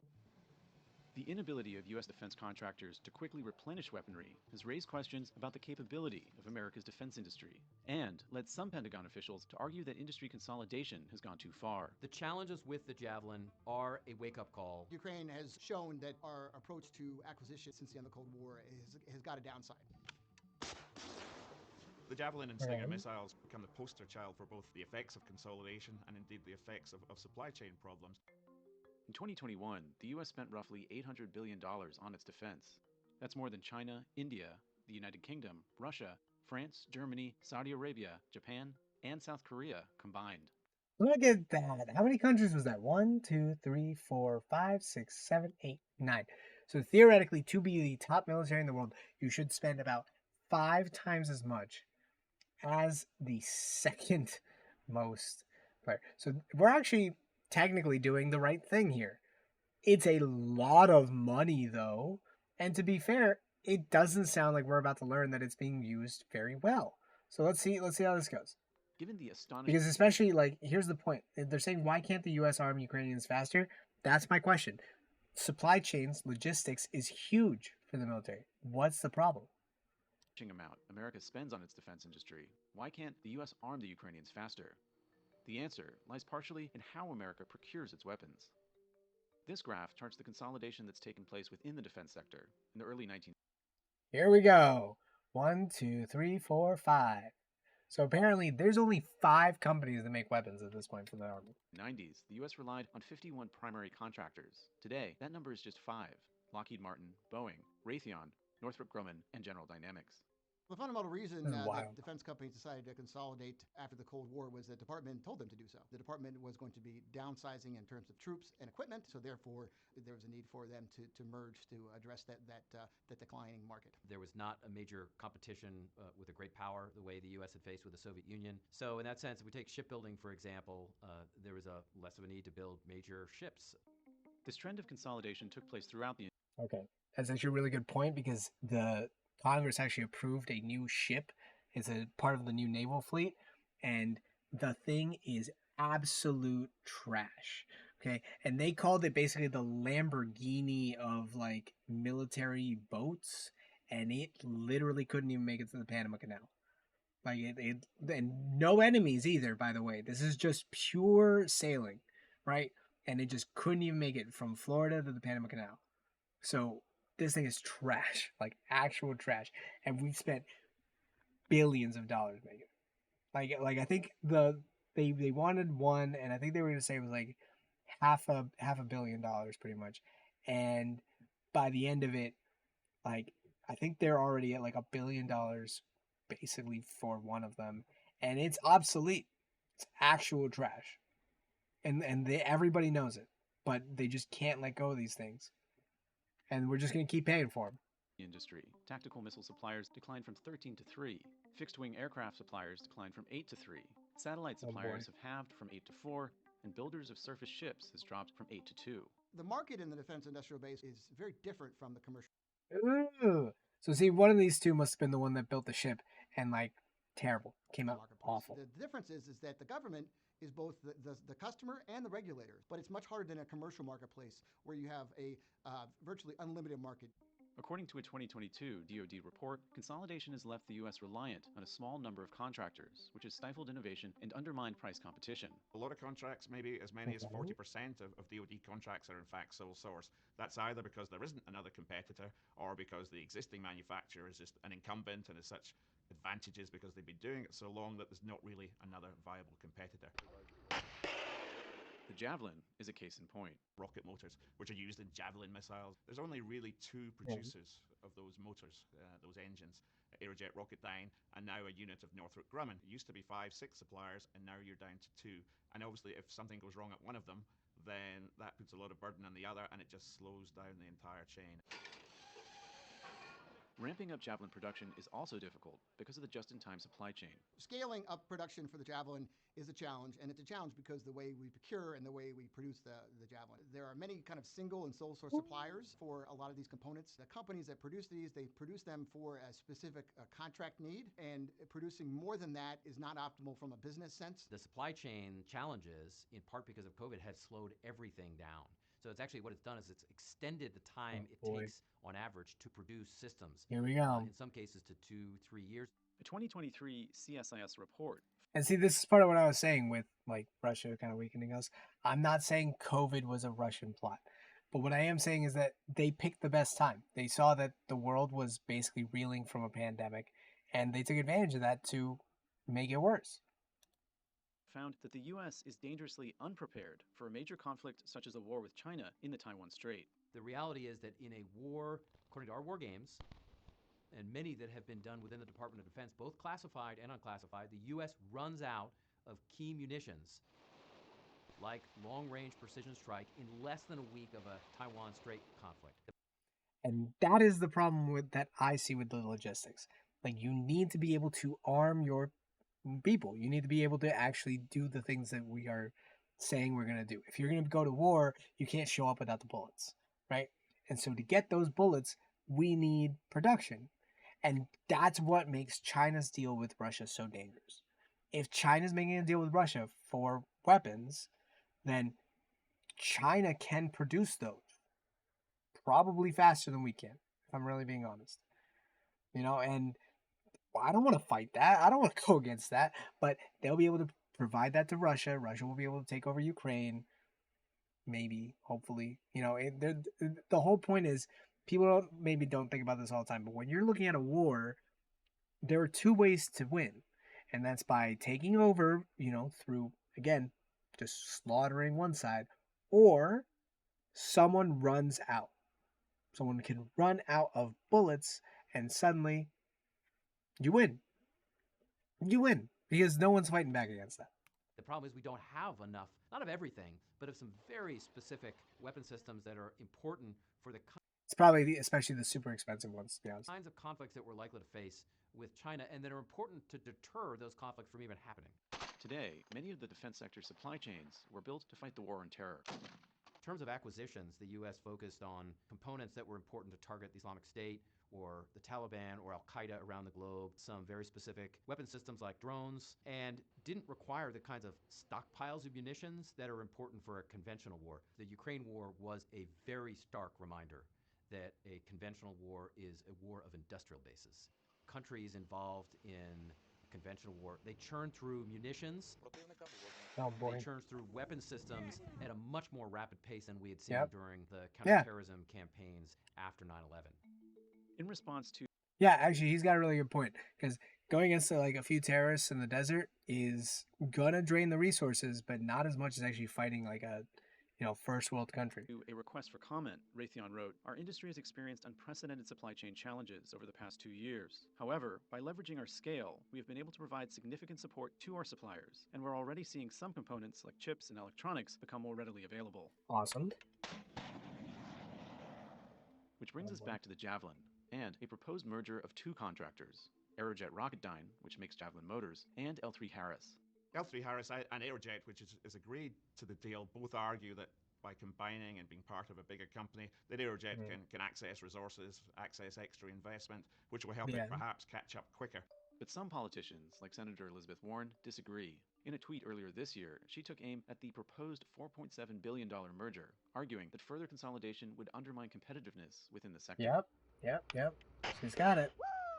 It's unclear if the Aerojet Rocketdyne L3 Harris deal will go through, especially given that a year ago, the Federal Trade Commission torpedoed Lockheed Martin's attempt to purchase Aerojet Rocketdyne on antitrust grounds. And again, it's just kind of this question of like, why are we saying the monopolies are okay if it's for rockets? You know, like, is it okay if it's for one thing but not the other? Like, monopolies shouldn't be okay, period. Accounted for just about And especially if it's going to make this even harder to make, because we need these. We need these things. third of Aerojet sales. That was turned down ultimately by federal antitrust regulators. They just basically didn't trust that Lockheed would continue to make things for other people and not just for itself. L3 Harris is different. It's a very tiny customer of Aerojet at the moment, and it will be moving into areas like missiles where it's currently just not present. So it would, in theory, emerge as a stronger competitor to Lockheed Martin and Northrop Grumman. As war continues in Ukraine and the threat of other conflicts around the world loom, policymakers must now grapple with the constraints of consolidation and a supply chain built for yesterday's threat environment.